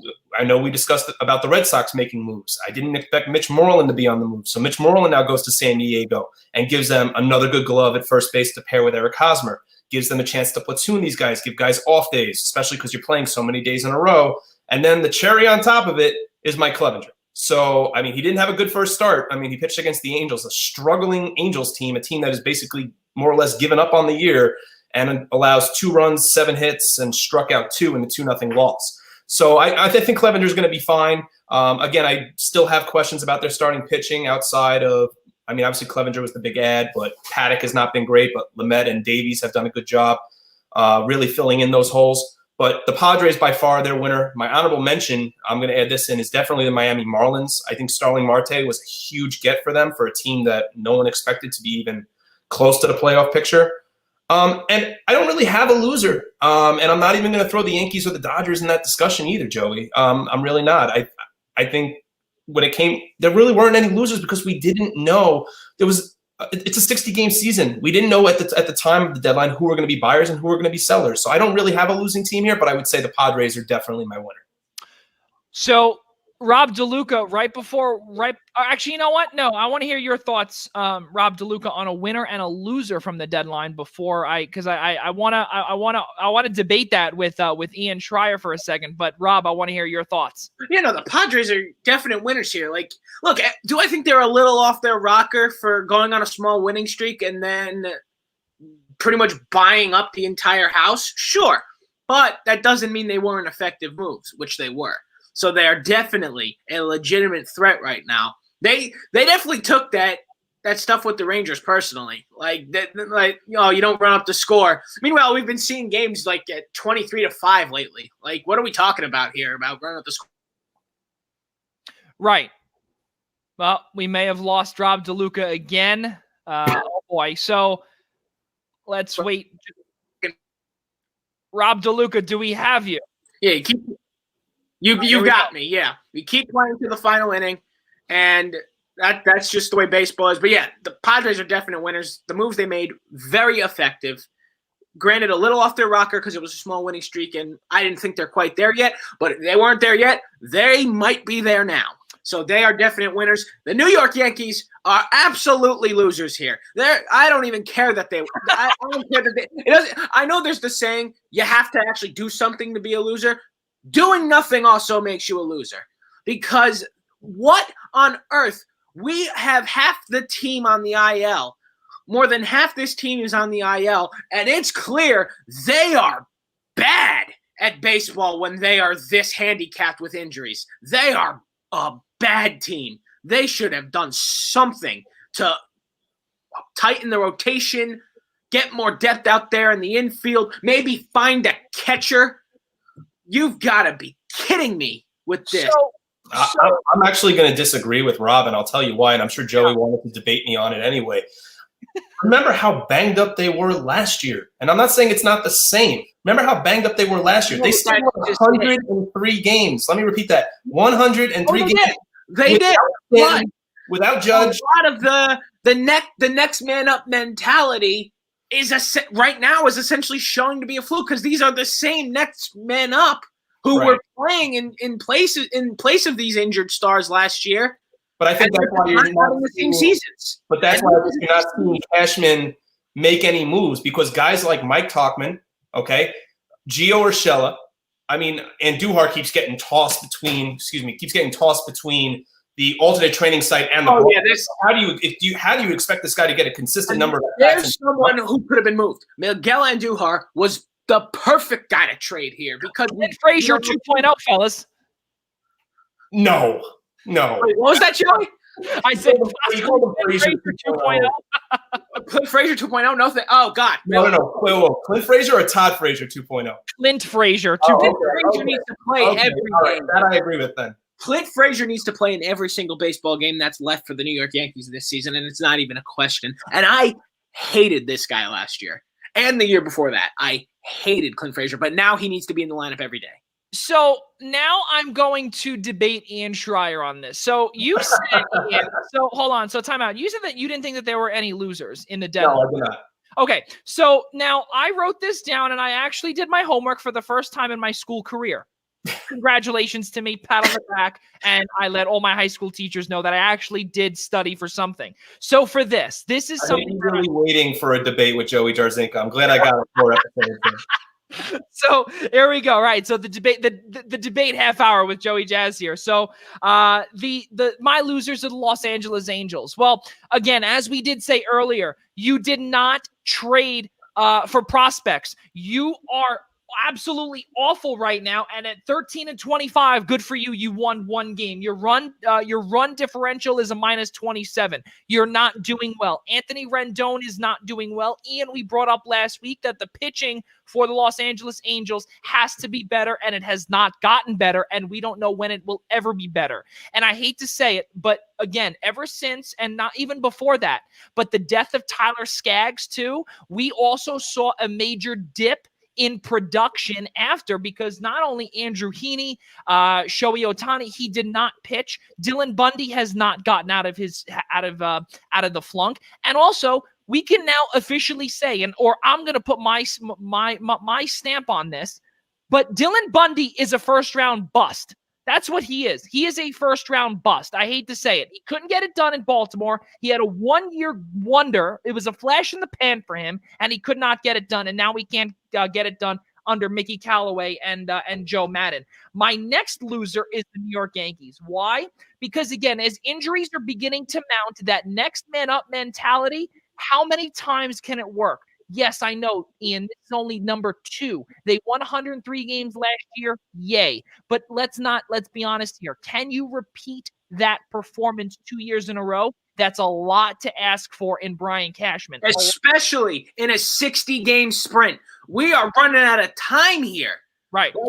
This season's coming down. There's only 3 weeks left. This is this is the part where I again agree with Ian. So I disagree and agree. The agreeing part is that because also of this new 16 playoff format, okay, anything can happen in the playoffs. This is for all 4 major sports. Correct. Any single sport in the world. Anything can happen in a 60-game season, and all of a sudden you can also be on a 5-game winning streak like the Dodgers, okay, right now. And they were actually originally another one of my losers. Well, guess what? I crossed that out just about 10 seconds ago because they're not. They are not a loser. They're still the same. I thought that when they traded Ross Stripling to Toronto, that was a bad move. But then I realized again, hold on a minute. He is so home run prone. It's not even funny that he needs a new change of scenery. Good. Get him the hell out of the Chavez Ravine. They don't need him. They're so far okay. There are questions in front of Kenley Jansen, though, obviously, with that 7, 8, 9 area. It's not working, but clearly, again, their bats are coming alive, and in the last 10 games, they're 8-2. But my number 1 loser, Ian Schraier, Rob DeLuca, you ready for this? The Washington Nationals. They are so bad, it's not even funny. And we said this last year, 19-31, then they turned it around and won the World Series. Okay, well, guess what?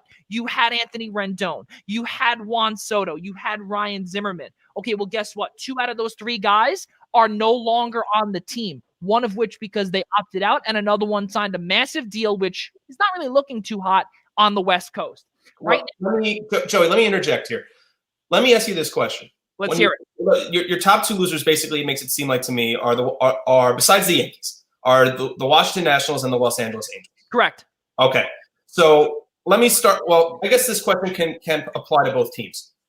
Who exactly are you expecting them to trade? And I'm going to say, and I'm going to ask for your answer in a second here. First off, with Washington, they're not in rebuild mode yet. Okay. Juan Soto obviously had everything that happened at the start of the season with COVID-19. He's not going anywhere. Who else on that team? You're not trading Scherzer. Strasburg is too injury prone. So who exactly right now on that team has any value whatsoever? I would look at potentially like a Sean Doolittle. I would look at potentially trying to rebuild a little bit, just a tiny bit, because right now their farm system is depleted. That's the problem. Okay. Also, it's the same issue with the Angels, though. It's the same issue with the Angels. Trout's not going anywhere. They just signed Rendon. He's not going anywhere. They traded La Stella. You're right about Dylan Bundy. But these are guys that don't have an incredible amount of value. And, I mean, the Los Angeles Angels have been in a rebuild for what feels like 20 years at this point. I feel so bad for Mike Trout. But with regards to the Nationals, they just won the World Series. If they were going to rebuild, they would have just dumped everybody at that point. No, you see, that's the thing is that they're not going to start rebuilding. But the way I look at it, and their biggest maybe 1 year value, unfortunately, is on the 60-day injured list in Starlin Castro. So I still don't even think you get good value for him at this point. But see, that's the thing though, is that if you look at every single value here, they're all cash considerations, international money, and players to be named later. So really, they're not good enough. All of these players, or maybe the market is not working or whatnot, where they could get big name values coming from the other side, unless with depleted farm systems, Joey. But with depleted farm systems, Joey, if you're talking about you're just trading for cash considerations and players to be named later, you're probably not getting a top prospect or anybody right now that is going to vastly improve your team and maybe even next year or even in 5 years. It's a fair point. Yeah. So I have no issues with the fact of with the Nationals and the Angels, especially the Nationals, because the Nationals have been hampered by injury, especially with guys. Obviously, Soto's been on and off because he's been on the IL. He hasn't been. He started the year with COVID-19 and took 2 weeks to come back. Strasburg is a walking injury. So to me, they're not in. If they were in rebuild mode, they tried their absolute hardest to re-sign Anthony Rendon. It's not like they just let him walk out the door. No, I understand that. I understand that. But then I look also back to the Los Angeles Angels, and I look to the beginning of the pandemic when their owner decided to completely strip their entire scouting system. Okay. So, and that's not saying that, just because of my relationship with the scouts, I could say that, but it's the utmost truth. You're a billionaire. Why are you stripping your whole farm system? You're stripping these scouts from finding top players to potentially play for your organization. Okay, well, guess what? Clearly, you're buying these players and they're not working out for you. And it's not that Anthony Rendon hasn't worked out. It's you have to be better with buying these players. Anthony Rendon hasn't worked out, so maybe we want to get a little bit younger. Okay, Albert Pujols right now, I think he has 1 or 2 years left on a massive deal. All right. Anthony Rendon, you really, okay, I don't want to say you did not need that, didn't need that bat, because of course you needed it around Mike Trout. And Pujols is getting older. He's not there. He's not really there. And the pitching for the Angels is just so bad. And I think number 32 in terms of farm systems is the Angels. So why wouldn't you also trade Andrelton Simmons, who you could probably get a player to be named later for just something, even a prospect? Well, you're talking about is so bad. Joey, you're talking about a franchise. I have to look back. I don't even remember the last year the Angels made the playoffs. It's got to be a decade plus at this point. I think 2014 or 13 when Trout, I think it was 2 years into Trout's career or 3 years into Trout's career. It feels like longer than that. I think it was like, was it like 07 when they got to the ALCS? Yeah, I understand what the Angels front office is trying to do. They're trying to get Trout into the playoffs. You have this multi-millionaire player, best player in baseball, can't catch a break at all when it comes to postseason play. The Angels every year are an under 500 team, and they're not even just under 500. They are abysmal. Yeah. No starting pitching. I understand your point, Joey, with trying to get what you're saying are players to be named later. But right now, the Angels, even though it might not seem that way, are in a process of trying to win. They want to try to at least get Trout back there if they haven't even been there with him. Right. And I understand that, Ian, but the problem is that they can't make up their mind. That's the problem, is that, okay, so they make up their mind in terms of, okay, so we are in win now mode. Okay, so do it. So try and do it. Spend money on pitching. You can't try and tell me, from the three of us here sitting here and saying to ourselves, we're going to go in with Andrew Heaney as our number 1, Dylan Bundy as our number 2. That is a Baltimore Orioles type starting rotation. I'm sorry. That is ace is Jared Weaver. I mean, think about how long ago that was. I mean, maybe someone can tell me I'm wrong. I'm pretty sure Jared Weaver, who pitched back in 2003, might have been their best number 1 pitcher of recent memory that I could think of. Yes, I have to agree. I have to agree, because the only thing that's a decade plus ago. Yeah.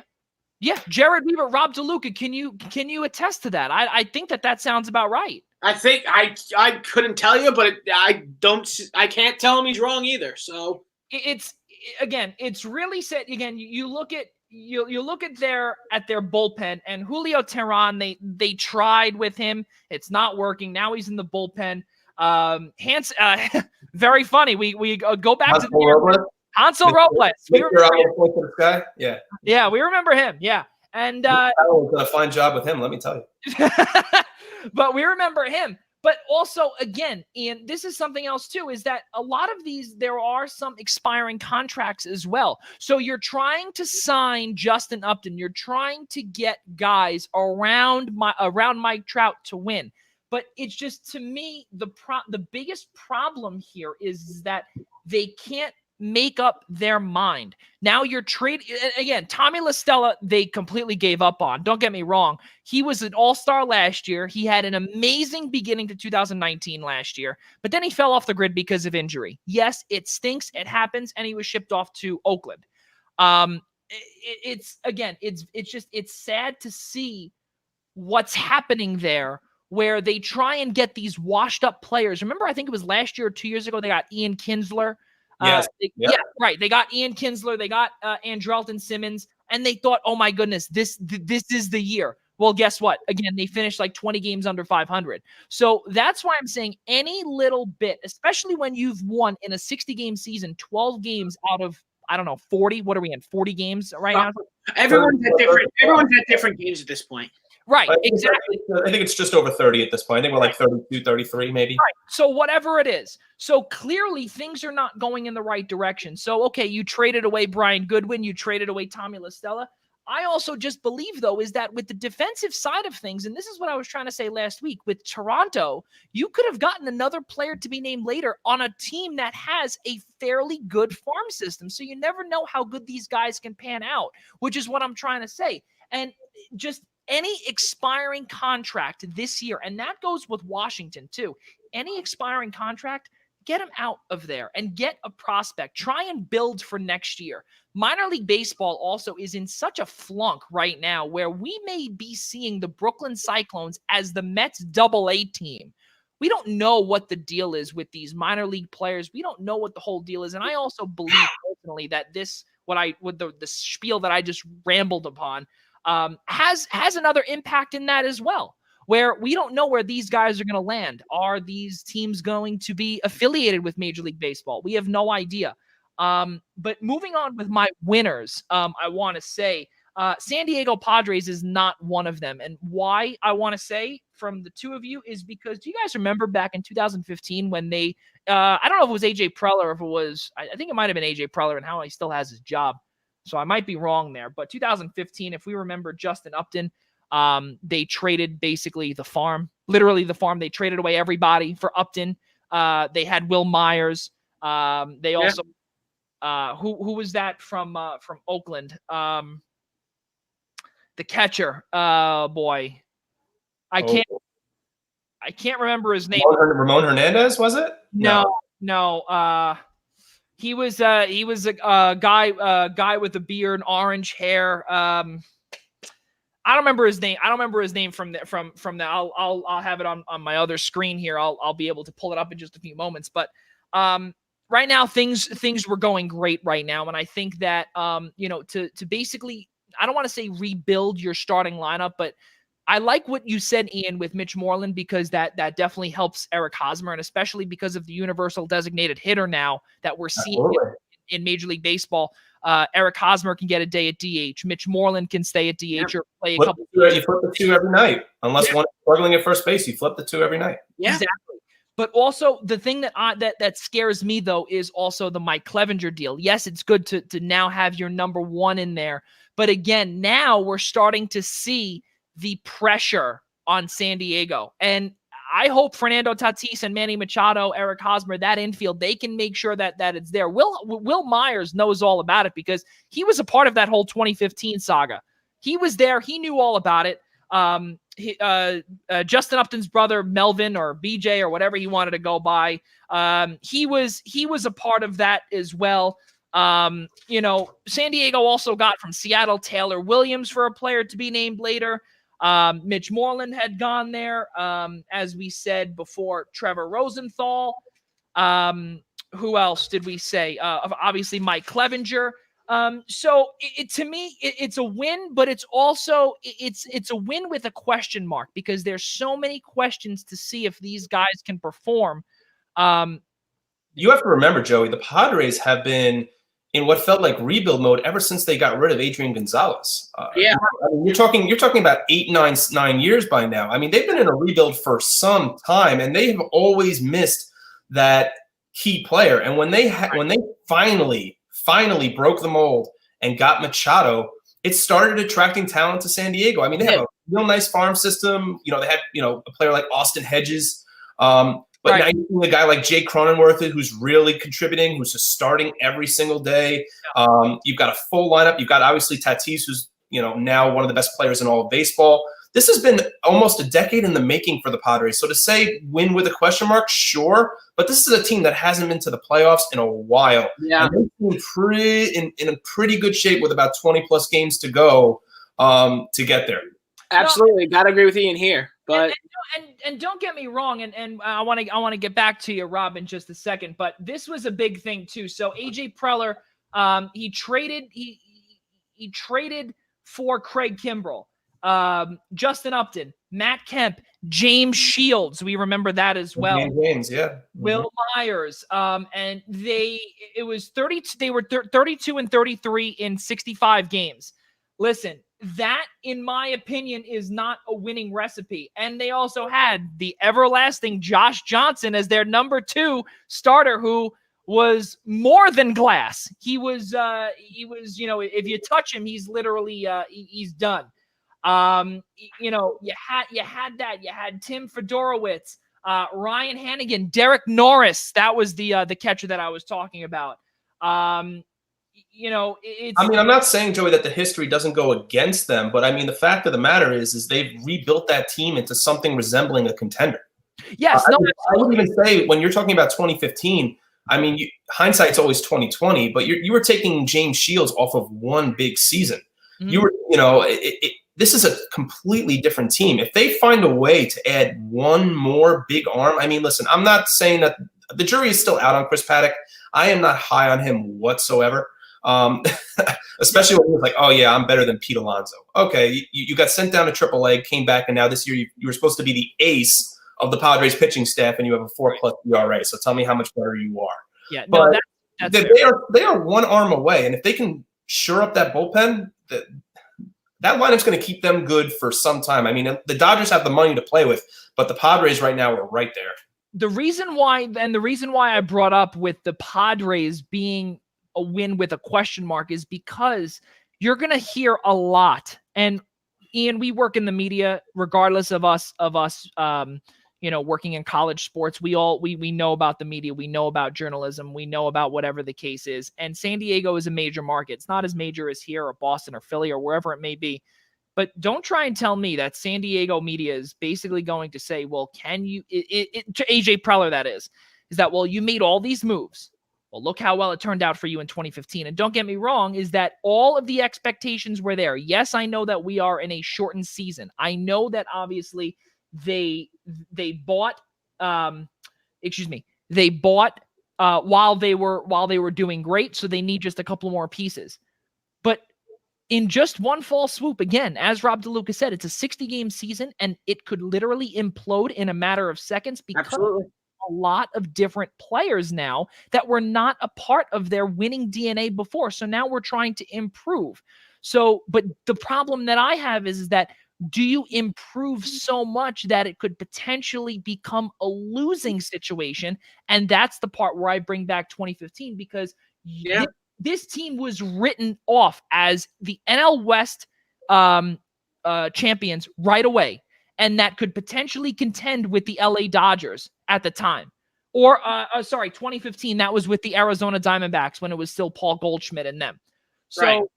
It's tough. It's tough. But again, I agree with the both of you there. But the question mark is the part where I disagree with the two of you. And that's the good thing about this show. We can agree to disagree and debate. It's a lot of fun. And that's crazy. I love doing that. Joey, if I may, while they were, I think they were winners of the deadline, they're still not the best team in their division. No. Not even by a little bit. No, but from a hitting perspective, they can hit just as well as the Dodgers. Oh, they could hit just as well, but just the overall team. I mean, I'm not putting their rotation against each other. And listen, I wouldn't. I mean, this is really the second year of what is really considered this move up from the rebuild. Right. And they've never had a superstar, probably since Tony Gwynn, that has the Hollywood name of Manny Machado. It will be interesting to see what they do in the playoffs, and yes, they will be there. I'm gonna just be bold now. I mean, Colorado's, I think Colorado maybe can still make a jump a little bit, but San Francisco's pretty much dead in the water, and Arizona has already said that we're done. Yeah. So there's no reason for San Diego not. They traded Robbie Ray. They knew they were done. It wasn't only that, they traded away Robbie Ray. They traded away Archie Bradley. Yep, they traded away all of those guys. They traded away Andrew Chafin to Chicago for a player to be named later. So many moves that Arizona did during this trade deadline. But also, finally, fellas, my last winner here is the Toronto Blue Jays, what they've done as well. Again, I truly believe that they can do it in terms of getting in the playoffs. I don't think they're going to go far, but I think that Joey, the way this season's going, they'll pass the Yankees with ease at this rate. The way things are going, you've seen the way both teams are playing. The Blue Jays are very much on the uptrend. The Yankees could not be on a harder downward spiral than they are right now. And if the Yankees don't figure this out, I think the Blue Jays will easily pass them. And I also believe too that the trade for Ross Stripling as well. I think that was a good landing spot for him as well, because again, the spotlight is not going to be on him, and he also has another couple of years of control as well. I personally do believe that. Let's say I'm going to retract that statement there about the spotlight not being on him. But ever since they lost Ken Giles, they needed a little bit of a spark in the back end of the bullpen, and I know that this man here, he's got a lot of baggage coming from Los Angeles, because I think he has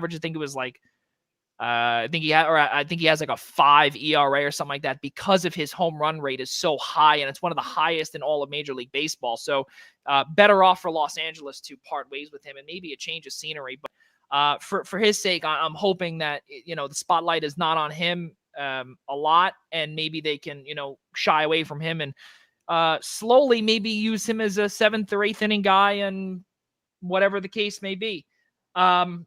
So those are my winners. I also have Miami in here because of Starling Marte, and I believe, Ian, if I'm not mistaken, he does have another year under his belt. I think. I think he does have a year of control. I mean, I thought it was great that they acquire him Monday. He's in the lineup Tuesday, and he hits a game-winning solo shot to win the game. So talk about they're not anything like to write home about. I mean, I think leading into the deadline, they were hitting like .213 as a team, which is to be expected. But, I mean, the Marlins are one of the best stories in baseball. It doesn't get more 2020 than the seasons that the Baltimore Orioles and the Miami Marlins are having, in just the fact that they don't horrendously stink.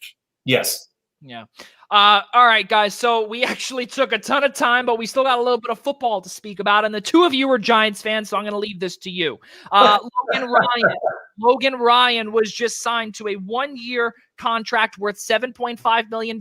His demands went down about 25% because no one wanted to pay him $10 million. So why not Dave Gettleman come in and pay him 25% of what he wanted? And $7.5 million, and he reunites with Joe Judge when they were both in New England. And Logan Ryan also brings a lot of experience, not only playoff experience but also Super Bowl experience as well. He got 2 rings with the New England Patriots. So with the reinforcements that they need, because their secondary was pretty good at one point before DeAndre Baker decided to rob things.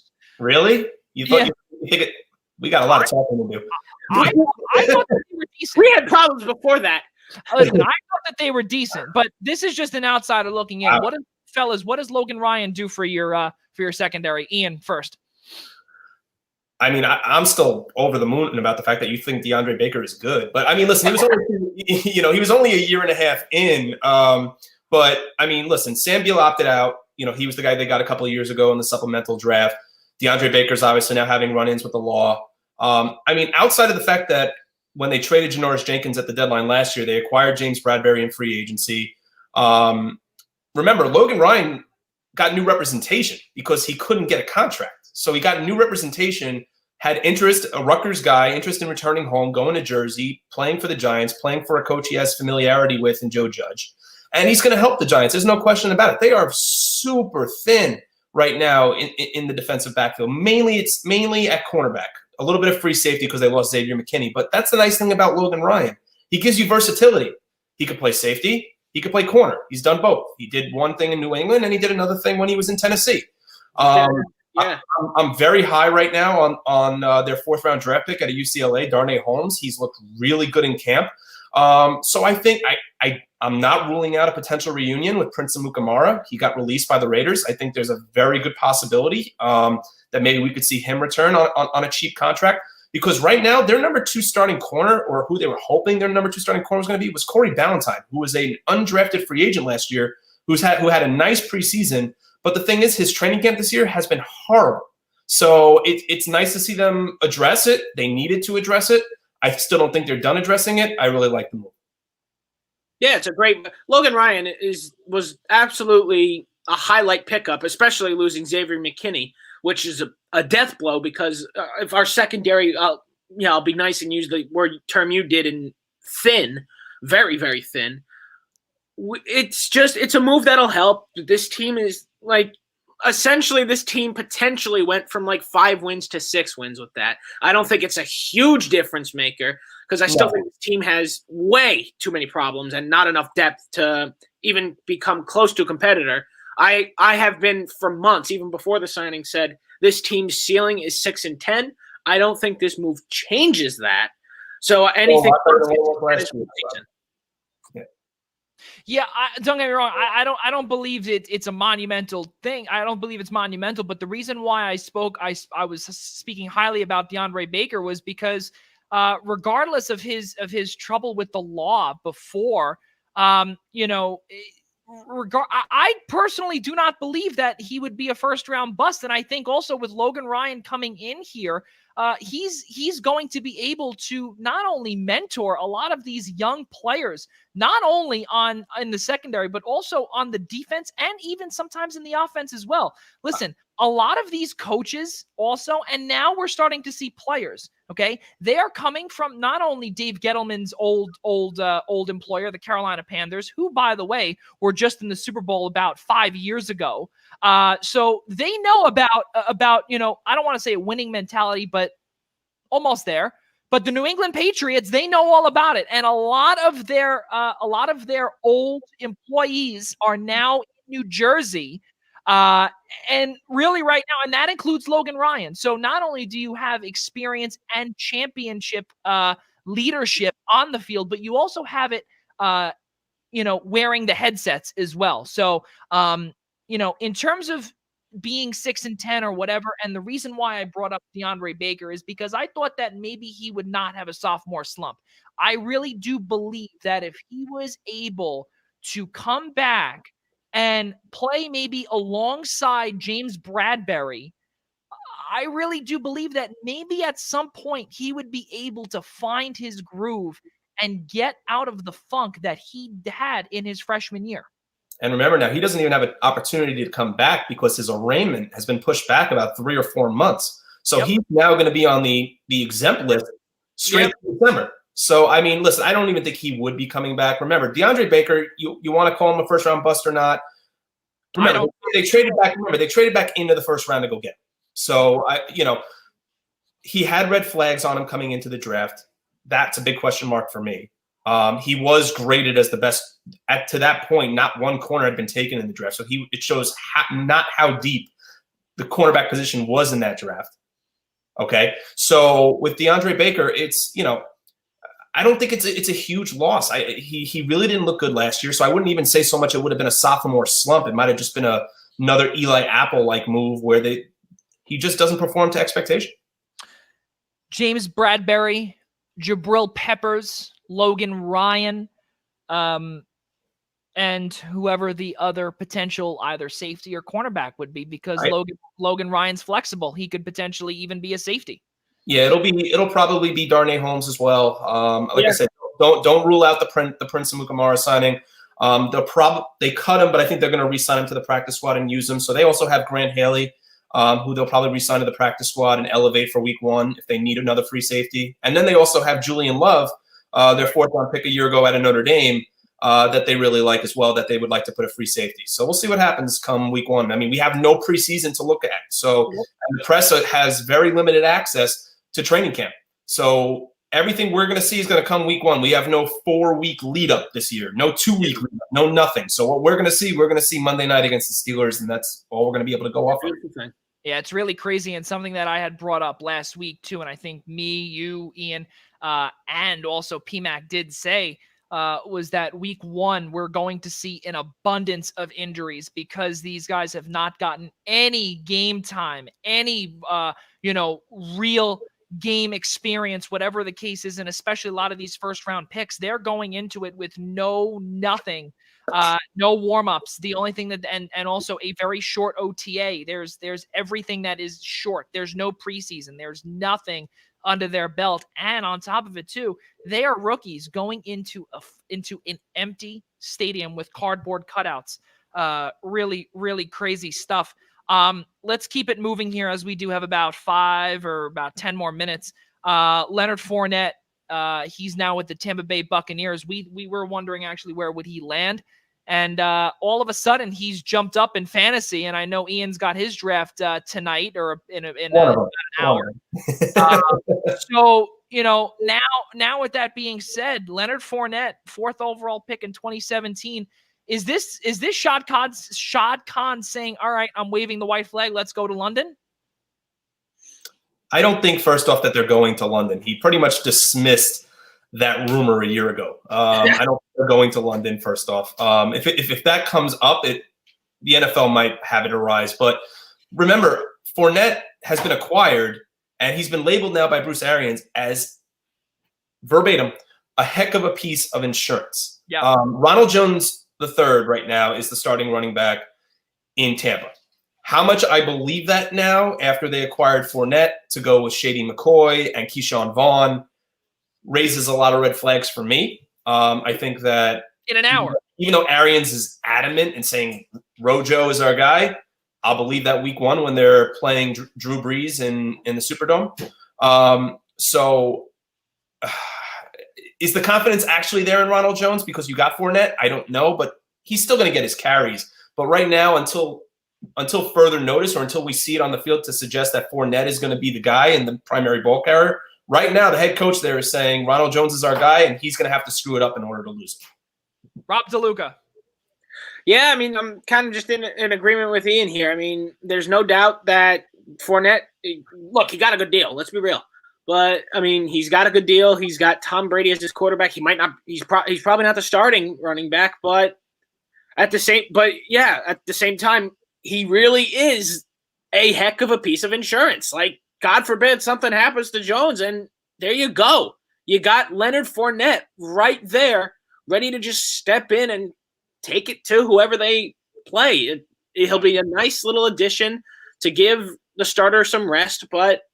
Yeah, other than that, I mean, I was kind of indifferent on it. I don't need him. I really didn't see where else he would go other than New England because, Bill Belichick has a knack for picking up guys like that, but he ended up following Tom Brady instead. So we'll see. Don't you guys just love NFL memes? Every time a big guy hits free agency, they play that video of Belichick walking out to the Stone Cold Steve Austin. It's so true because you know what? He has his hands all over everything. It's true. And you know what? And and I remember a few months ago when Cam Newton was released and then when Tom Brady signed in Tampa, the first thing I thought of, that's it. Cam Newton is either going to LA or he's either going to Vegas. And if he's not going to either one of those teams, he's going to New England. And look where he is now. He's going to be wearing the C in year number 1 under Bill Belichick. Had the starter. Should be an interesting year for them in New England. For the record, they're still winning the AFC East. You can't convince me otherwise. Nope. That is another topic that we're going to have to discuss next week. because the season starts on Thursday. Texans and Chiefs. Absolutely crazy how time has flown. Now Bring on football. That's all I can't wait. I'm so excited. It's gonna be really a lot of fun. So, Joey, I guess one last football question to you. Are you ready for Jalen Hurts? I kind of have no choice because I'm dealing with glass and I'm looking at it right at the television. It's awful. Is he no good? Can he not go week 1? No, I don't know. I don't know. I haven't read up on it. And you know what? I honestly, I'm so fed up with the offensive line and everything, the way that they're treating Jason Peters and how things have been leaking out of the locker room. It's an absolute atrocity to see what's going on right now in Philadelphia on the offensive line and the way that they're treating their Hall of Fame left tackle, now converted into a right guard. But there are certain things that should not be made public and are being made public. It's really, really not good. I'm sure the three of us will love it, seeing Dallas handed this division on a silver platter. We must all love that.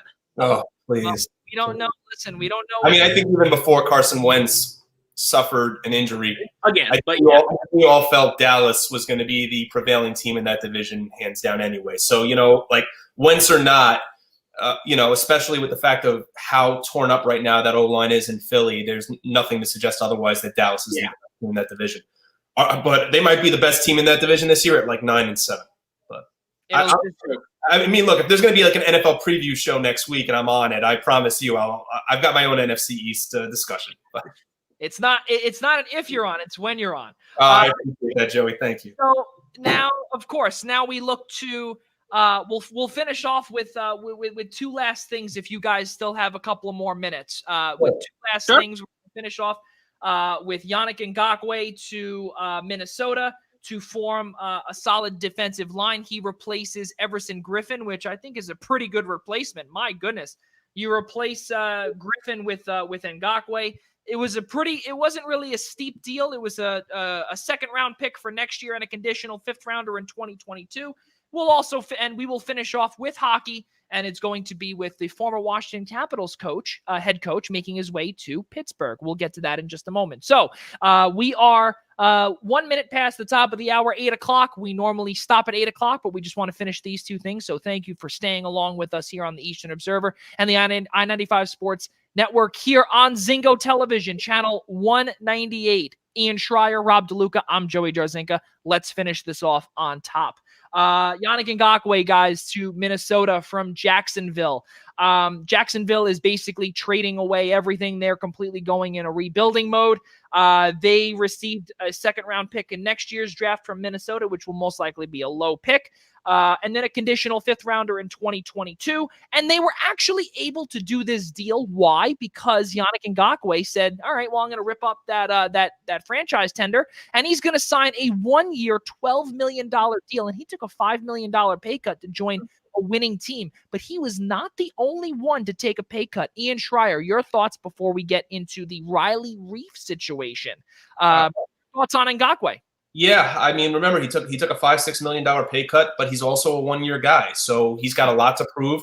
He's going to play on the other side of Daniel Hunter, who was the 3rd-round pick of the Vikings a few years ago. 14.5 sacks last year. That was top 5 in the entire National Football League. So they're certainly, as you said, replacing Everson Griffin. They needed someone on the opposite side of Hunter to play that right defensive end.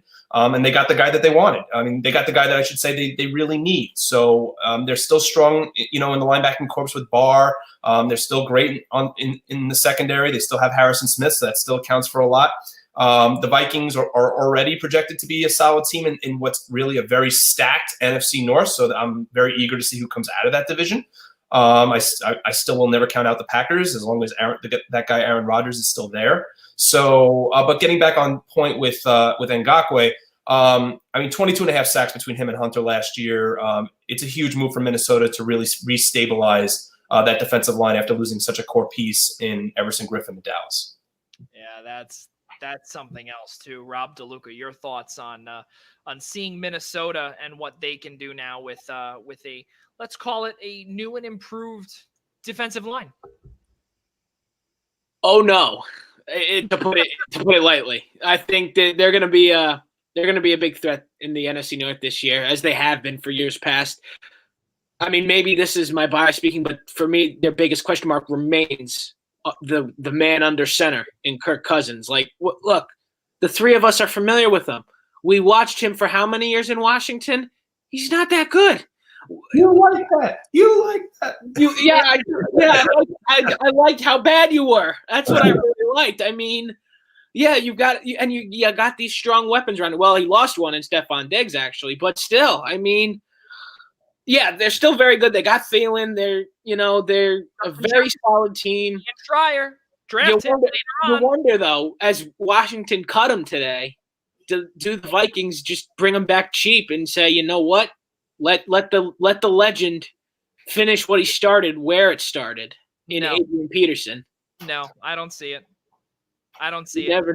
I don't see it either. I mean, you want to put them on. I mean, listen, they're already so loaded in the backfield with Dalvin Cook and Latavius Murray. I mean, listen, Latavius is down in New Orleans. Oh, I'm sorry. So yeah, then you know what? Actually, then I'm wrong. So yeah, so maybe it would make sense, but I mean, do you want to run a two-headed monster out there? It wouldn't be the worst idea, but you've got such a people back there in Dalvin Cook. Yeah. It's the same thing in Dallas, where your biggest question mark is the man under center. You know, like, who's backup in Minnesota that's evading me right now? Amir Abdullah. What? No, not Amir Abdullah. Oh. Oh boy. There's someone. There's. Yeah, he was huge in the wild card game against the Saints last year, and I'm losing him. I'm missing it. Hold on, let's see. If anyone's watching right now, please give me a comment and make me feel really, really dumb. For yeah, remember, guys. Please. Madison. Mike Boone, CJ Ham. No, Madison. Alexander Madison. Yes. Yes. I couldn't think of it for the life of me. Yeah. But he was more than serviceable as the second head of that two-headed monster with him and Cook. So I agree with Rob. I don't think AP is necessary at this point. He's not. Yeah, but it'd be fun. It'd be fun. I agree. The way he came in, why not? Yeah, I mean, like I said, I personally do not believe that that AP is going to go there. I see him as a free. Is he going anywhere? Is the question. Yeah, no, he's not. I think somebody will pick him up 100%. He still has. Yes, absolutely. He still has football left in him. He might not go to a winner, but I think I think a winner should actually pick him up, to be quite honest. A winner should pick him up. I mean, good. It's a good thing Washington let him go because they're certainly not. But who knows? See who gets him. Because you know what? We mentioned it a few minutes ago. Who's to say Bill Belichick doesn't put his hands in there and do it anyway? He's already got a two-headed monster and Michelle and White, but they're so loaded. It's just a Bill Belichick thing to do. Yeah, I don't see that because exactly James White, Rex Burkhead. It doesn't make sense. Yeah. It doesn't, but it's just a Bill Belichick thing to do. Just like it didn't make sense when they got Josh Gordon. That's fair. That's definitely fair. So we're going to end it off on that, ladies and gentlemen. We really do appreciate you guys spending the night here with me, Ian Schraier, Rob DeLuca. So much to discuss here in the world of sports. We didn't get to the whole Alvin Kamara situation, but it really isn't much because it looks as if that he will be staying there in New Orleans. We don't know what's going to happen, but we will see what the deal is. Ladies and gentlemen, on Tuesday night, the Essential Wrestling Podcast returns, presented to you by Pro Wrestling Pick'em. Al Carl, John Diaconti, John Smith, and Minutes to Bell Times. Ryan Joy will be coming to you live right here on the Eastern Observer starting at 6 p.m. Tuesday, September 8th. Also, we'd like to announce here on this show, normally this is Al Carl's job, but we're going to do it here on our show. We are going to have on our interview series, episode number 36, from just down the road from Ian Schreier's job at Adelphi at Nassau Community College, an old friend of mine, Brian Core, Nassau Community College women's basketball head coach. He has turned a five-game winning team into a 25-win team and one of the best teams in all of Division III JUCO women's sports. So pretty cool stuff. And he has begun to set records. And also he started up his own startup as well called Habits Basketball.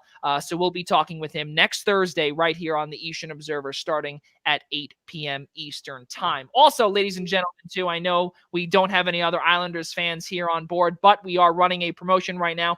If anyone wants to win a signed Matt Martin puck, God help you if you want this. But follow at Observe Eastern on Twitter and or on Instagram at the Eastern Observer, or why not give us a like and a shout out on Facebook at the Eastern Observer. And in addition to that, those are the instructions. Show us how you are enjoying the playoffs.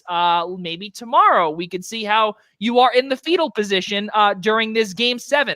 We will see. Lots of good things ahead of us as well. And also the Eastern Observer and the Blackjack Media Group are also accepting internship spots as well. So, ladies and gentlemen, one final time, Ian Schraier, Rob DeLuca, I'm Joey Jarzynka, and for all of us here at the Blackjack Media Group and the Eastern Observer, we'll see you next time.